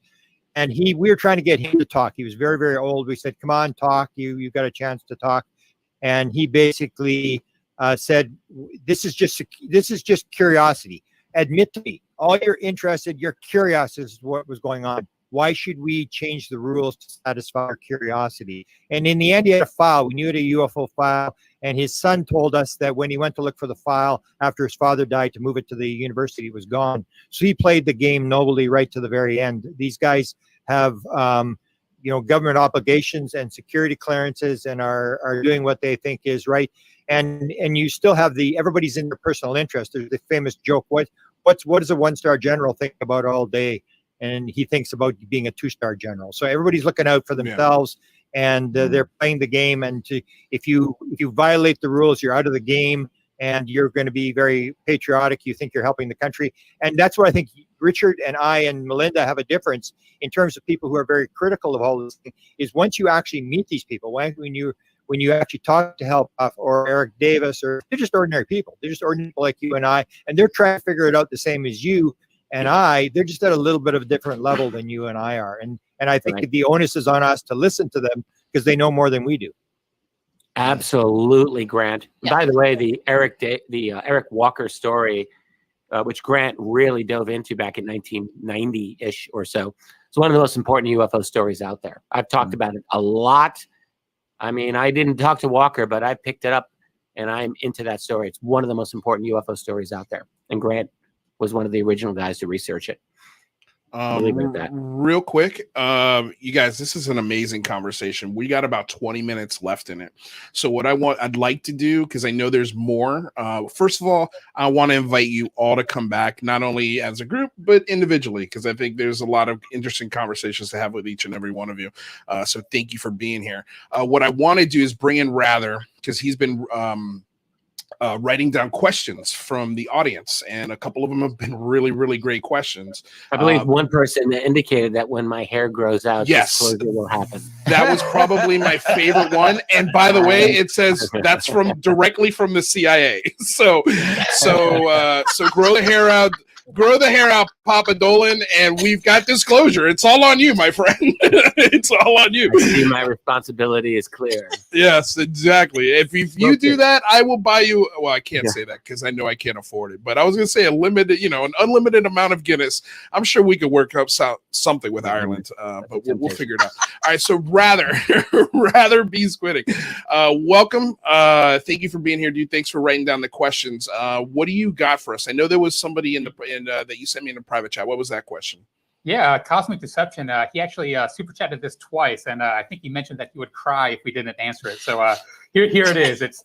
He asked, "Is there info regarding NATO Special Forces UFO recovery squads, and is the U.S. or the U.K. military really EMPing UFOs right out of the sky?" And they do a hashtag Group 58, which I'm not aware of. That's all new to me. Grant or Melinda? Yeah. Richard, I'm glad to hear you say that, because I'm the same thing. Like, what? It's all new to me. And please, whoever has that information, please provide it to Grant, Richard, and I, please. Because that sounds interesting. I think that Lou Elizondo maybe made some vague references about that. Well, I will say this. I'll just very quickly. I've got some very great researcher people, quiet folks. They help me. They're very good. If someone were to provide me with that information, I could at least pass it along to my people. Okay. Well, there you go. Grant, I would very much doubt their EMPing stuff out of the sky. I even had the conversation with Jacques Vallée about this thing about the metamaterials, that we think that the metamaterials are falling, that they come across the galaxy and then little pieces start falling off. And I said to Jacques, this doesn't make any sense. I mean, this is crazy stuff. And Bob Bigelow had said that when he was asked about the crash. He said, well, yeah, there's a crash in Roswell. There's a crash in the Soviet Union, and there was one in China, and there was one in South America. I think they're seeding it. So I said to Jacques, do you actually think that their pieces are falling off the craft? Or is this like Tyler Deed and the famous NASA guy called it the gifting field? And then Jacques said, I think I came up with that idea of the gifting field. And that's the whole idea, is even the crashes may be gifts. They may actually think that's a possibility. I agree with you. I think that if you look at the Nimitz thing where the thing drops 80. But I don't know. Look, we've been definitely trying to shoot these things down. And because you take a look at technology with Wilbur Smith in 1961, this, had two American researchers who visited him, and Smith is just 1 year before he died. And he talked about having held a little fragment of a UFO in his hand. He said, this was shot out of the sky by your Air Force. He's talking to these Americans. And I said, I held it in my hand. I gave it back. And they asked, who'd you give it back to? He says, well, it's pretty high up. Did you give it back to the Air Force? He says, higher up than that. But he was talking about an item being shot out. I would. And Frank Fashina, I just want to finish this thought. Frank Fashina, who I very much admire his research in his book, Shoot Them Down, particularly, and also the Braxton County. I was going to bring that up, exactly. Frank talked about how F-86s in 1952 were equipped with a brand new missiles, which, it sounds almost incredible when you think back in 1952, but that the mission was to shoot these UFO flying saucers out of the sky, and that we were actually attempting to do that. And is it actually impossible? I don't think it's impossible. And there's also that story. I brought this up. Go ahead. Grant had something too. Yeah, we'll put I think that we've tried. I was at the Friedman Library. I got the Cuban story where the Cubans locked onto this thing and the plane disintegrated. 1967 case picked up out of Florida. Wilbur Smith believed that Wilbur Smith believed that piece had been shot. The idea that they shot this thing with a bullet in 1952 off a craft. Again, you can see the thing where they thought they shot it off. This thing dropped in, was picked up by the CIA. There's that whole story. That guy had it, and it fell into his yard. It was all very convenient and stuff like that. So they believed that it had been shot off. Believed that it dropped from the sky. That this UFO just sort of was flopping around and then it exploded just circumstantially. The more you look, the more you start to whether this is skeptic argument across the galaxy, and then falling, and they start crashing. And I mean, like they had people 7 UFO crashes in New Mexico in the 1940s, and that doesn't sound like how it's technology or the idea that we're done by lightning. I mean, I think we're getting a lot.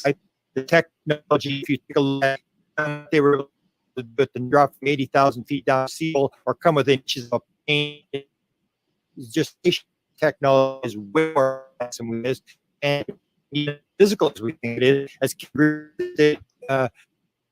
and we're trying to figure out how does this thing pop out? How does it work?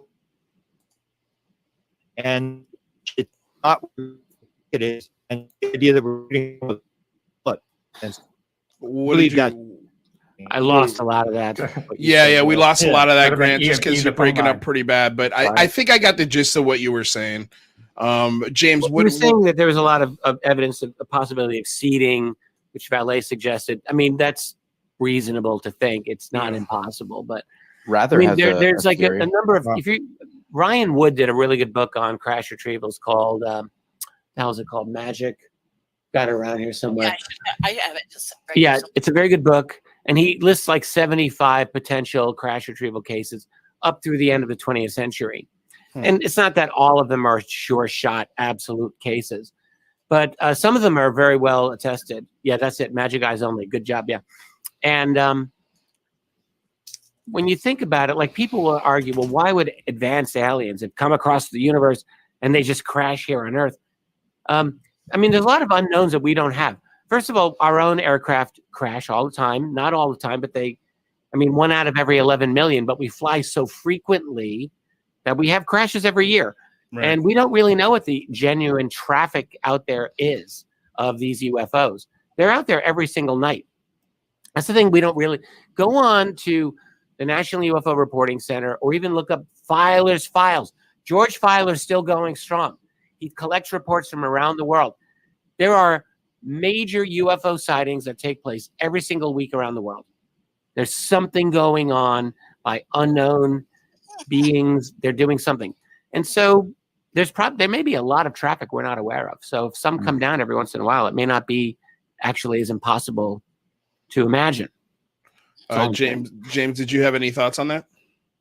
I was going to say, as far as stories of UFOs being taken down, I think one of the most interesting ones is Starfish Prime, and it was a high altitude nuclear detonation. Right. And it's interesting to note that Tom DeLonge had talked about this. He talked about it a little early on before, I guess, the WikiLeaks happened and people knew, found out who his sources were.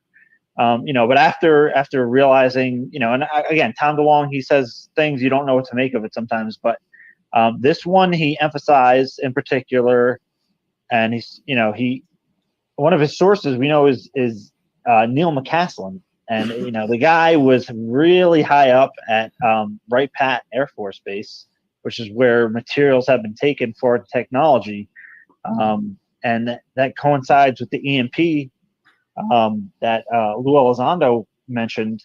So, and I can't say so much on this really, and you have to take it with a grain of salt. But that was one that was confirmed to me was a genuine case. That was a genuine. And not only that, you mentioned McCaslin and James, but he wasn't simply the head of the lab at Wright-Patt where it's believed that alien bodies or tech might have been studied. That's where he got most of the attention. People talked about that. But he was also the head. Trying to remember, he was in SAPOC, the Special Access Program Oversight Committee.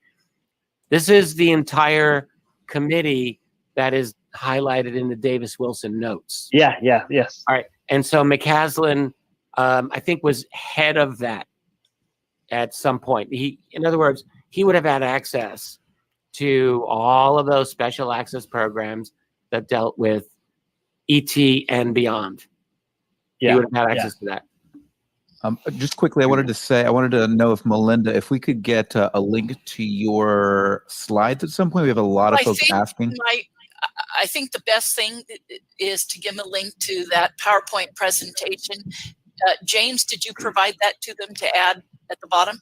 I Oh, no, don't have I'll a. send it to them. Yeah. I'll Send me send the them link one. and we'll pop it in the chat so everyone can check it out. We'll also put it in the description. That way people can reference it when they watch it on Okay, replay. yeah, it's Because the people are presentation dying to see it. It's the presentation I did 2 years ago for UFO Denmark. We'll pop And this up also. I updated it for that Oh, presentation. And it's the whole PowerPoint presentation has the few slides we use today combined with many others in it. But Melinda, that's such great work you did. And by Thank the way, UFO Denmark, I just want to say hi to Pia Knudsen, yes, amazing lady who runs that, yes. and her whole crew there. They're Yeah, they were beautiful really people. good to me, Richard. They were super good to me. And Wonderful. and I did a whole My Labs presentation for them. And like a month later, I did this presentation for them. Yeah, this is just wonderful that you did this, Melinda. Thank No, you, it's a killer list and people are going crazy to see it. So I'm just popping it up here. I know it's not for a real long time, you guys. But I just want you to get a quick look at it. So if you guys and I want to do a grab whole some screenshots. breakdown on the timeline that interfaces with my involvement with this group and these people, and the timeline of every time they were involved in a research project, an abduction project, whatever they did. If I had information on it, it went in that timeline. So it's their whole timeline combined with how I knew them and interfacing, and then the research of Richard and Grant injected in there as well. So, but that whole thing, when you go through it, I reviewed it actually for today because it had been a while since I visited the specifics, and I wanted to make sure I had names and dates and stuff right, and then I knew how to get to them quickly in the PowerPoint. So if it came up during today, I could reference it, and it made me go, "Whoa! Well, I had really detailed information in there that I'd forgotten Yeah, about." you did. So, yeah. Just do me a favor, James, when you send me the link, just let me know. That way I can copy and paste it to everybody. Even if you want to put it in our private chat here on the right side, just pop it in there and we'll make sure Rather shares it. Okay, so Rather, in the description as well. Yep, and that as well. So, okay, do we have any more questions, Rather? Yeah, there are a couple more. One, probably my favorite of the remaining ones, was from Jeff Perry, and he asked for the panel, is there a contact inoculation subtext to the overall disclosure narrative? Can you repeat that, please? A contact inoculation subtext? Yeah, so I guess, like, is this kind of preparing us for contact? Do people maybe think that contact is imminent and that this is getting us ready for that? Oh, I see. Sort of like TTSA, like Tom DeLonge always talked about the idea of seeding these things in movies and television to prepare the human consciousness for contact. I'll interject in that. Yeah, I think, go for and it. I think Grant should too. I think contact already happened at a government level. This is a whole side tangent we haven't really covered today, but in my MilLabs research, the other presentation, I go on about how so many experiencers who have the covert human involvement then see ETs and the government working together in these underground bases. It's actually a really common experience. I've experienced it myself.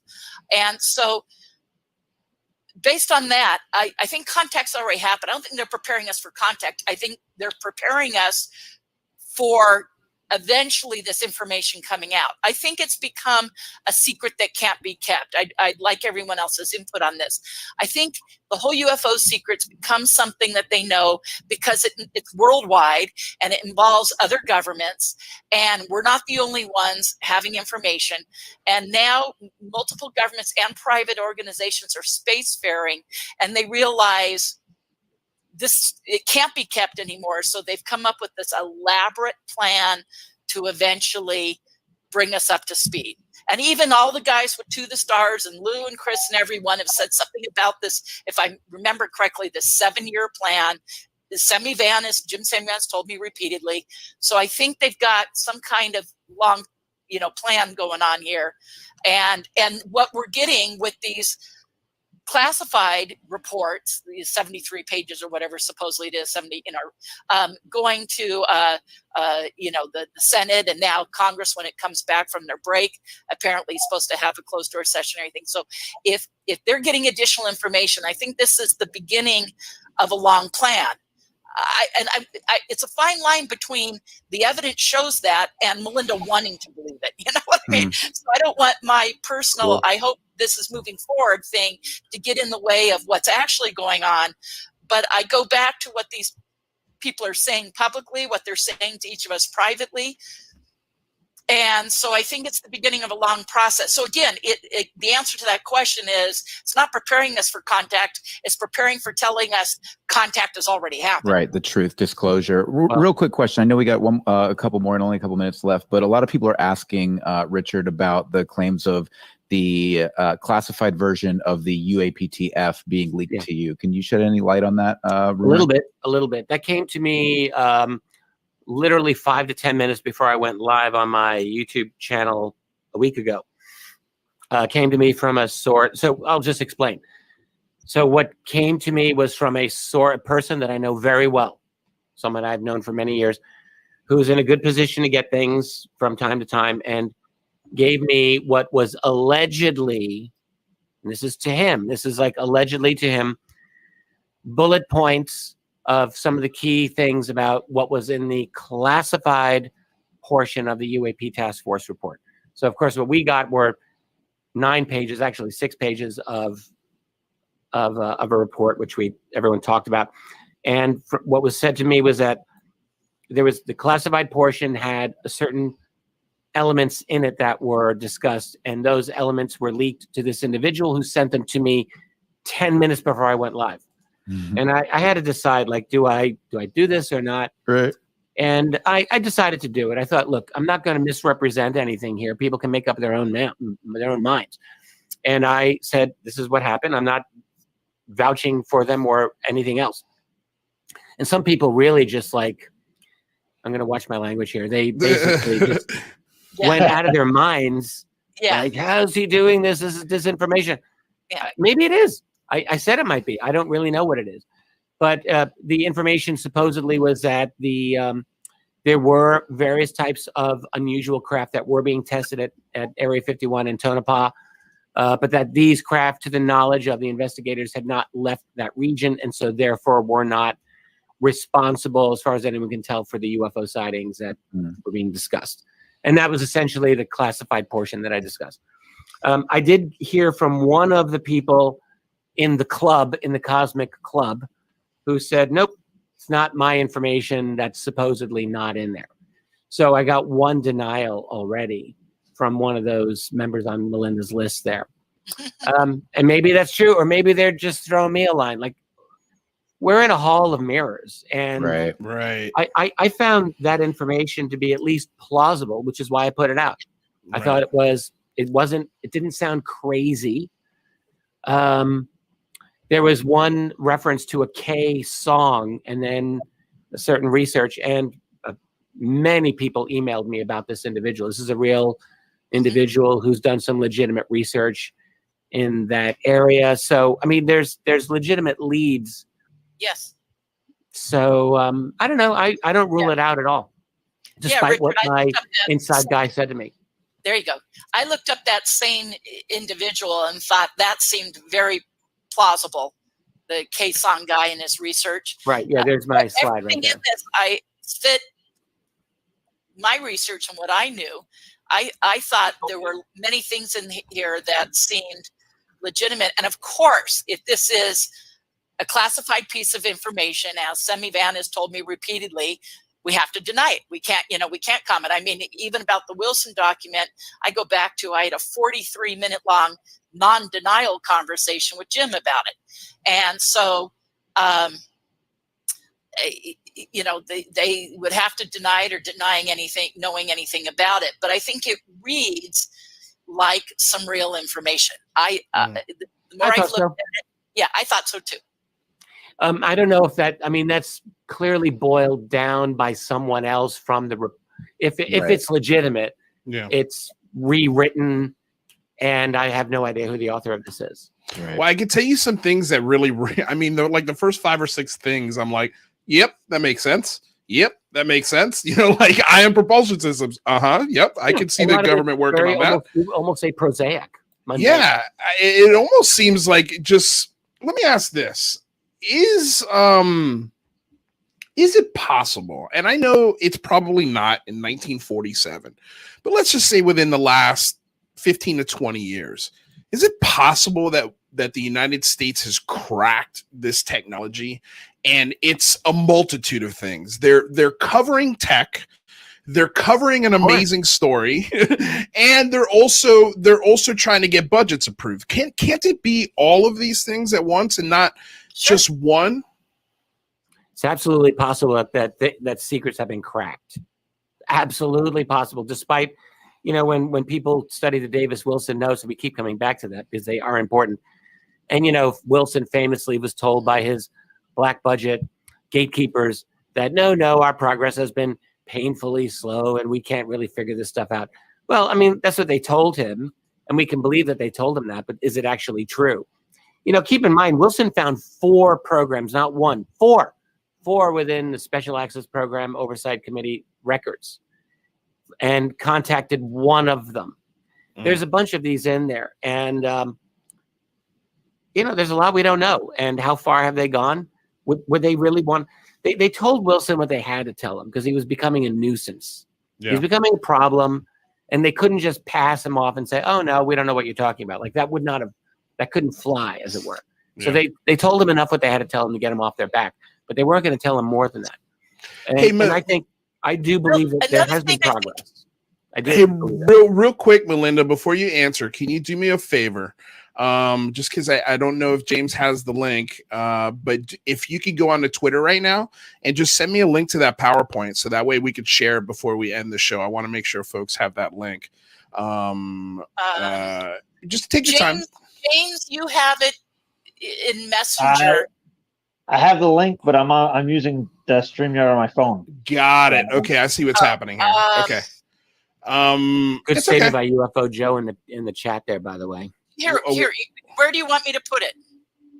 Red Wilson, two-page letter. You could put it in a message to me, in a Twitter message to me, and then I'll pop it. I'll read it and get it on my end. I'm sorry. What did you say, Richard, about UFO Joe? Yeah, UFO Joe's in the chat room. Hey, yeah. Hey Joe.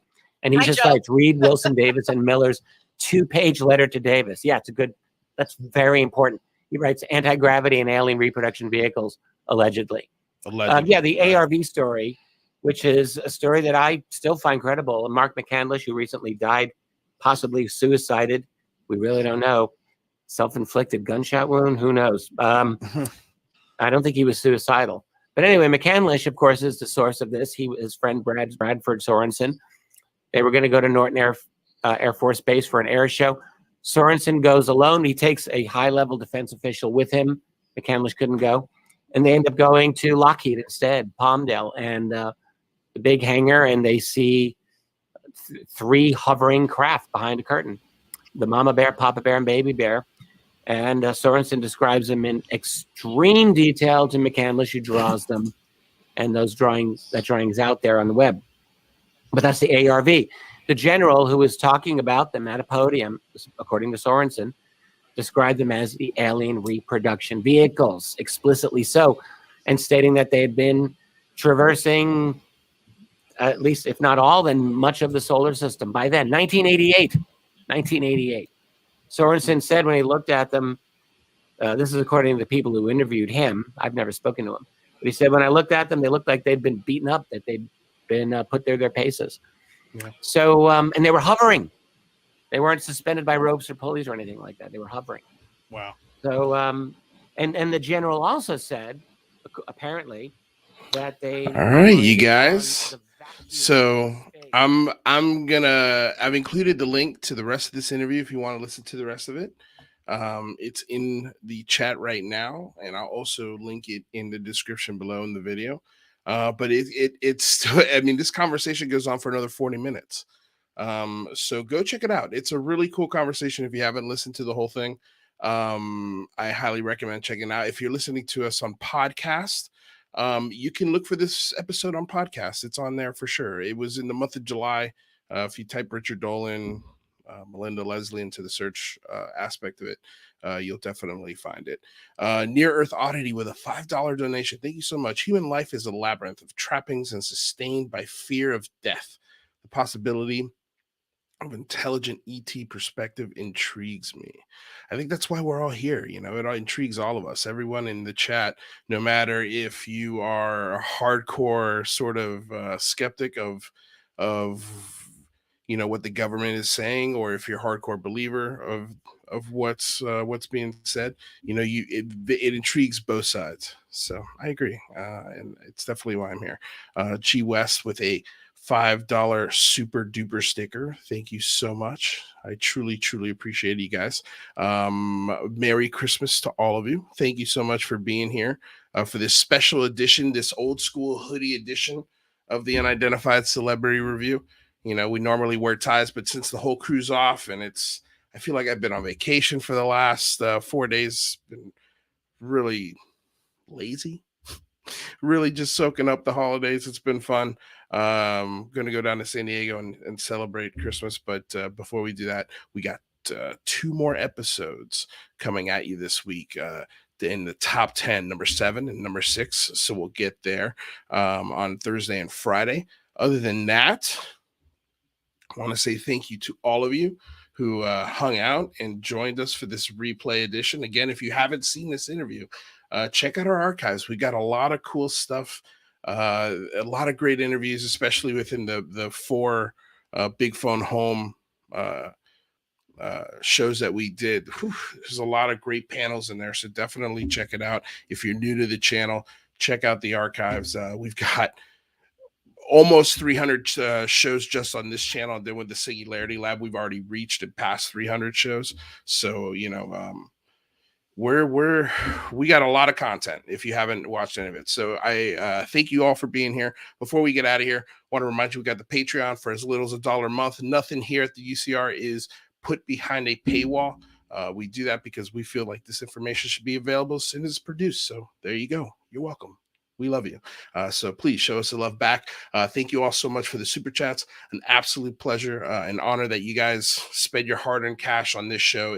We truly cannot appreciate you enough. Special shout out to Aaron Desario. He sent just an insane donation yesterday. My jaw was on the floor after the show. So I want to just give a special shout out to Aaron. I'm sure he didn't want any kudos, but I love you, man. Thank you so much. You're a huge supporter of this show. You do stuff behind the scenes that you don't have to do. You support the show with your hard-earned dollar, and I cannot say thank you enough. We truly, truly appreciate it here. Want to say thank you to everyone who was in the chat: Laura Sosa, UFO Anonymous, Ed Monster 007, Awaiting Aliens, G West. Let's see who else. Alien Poker Face. Thank you guys so damn much. It was an absolute pleasure to be here for this replay with you guys. Let's see. I want to make sure I get mostly everybody here in the chat. Sunsaver from NHH. Thank you for being here. Alex Novetsky. Thank you for being here. I appreciate it all, you guys. It's been an absolute pleasure. Don't forget, on Fridays, we live stream on kgradb.com, so check that out. And thank you to the moderators out there. And that's it. We'll see you guys tomorrow, 4 o'clock. I'm not 100% sure who's going to be number 6. I'm going to go through the archive and look at what you guys tweeted at me on Twitter and come up with a good episode. Who knows what it may be, but I know it'll be fun. So until then, you guys, thank you so much for coming aboard, getting weird with us here on another episode of the Unidentified Celebrity Review, your home for credible news, reviews, and commentary on everything UAP and UFO. My name's Luis Jimenez. Until next time, you guys, stay safe out there. Peace.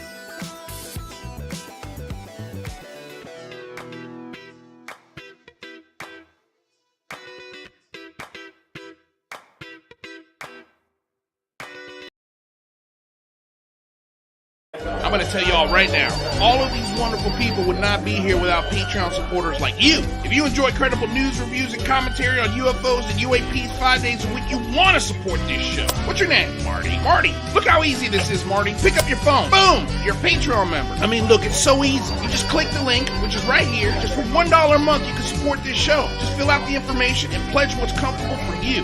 It could be $1, $5, $10, or who knows. Just support.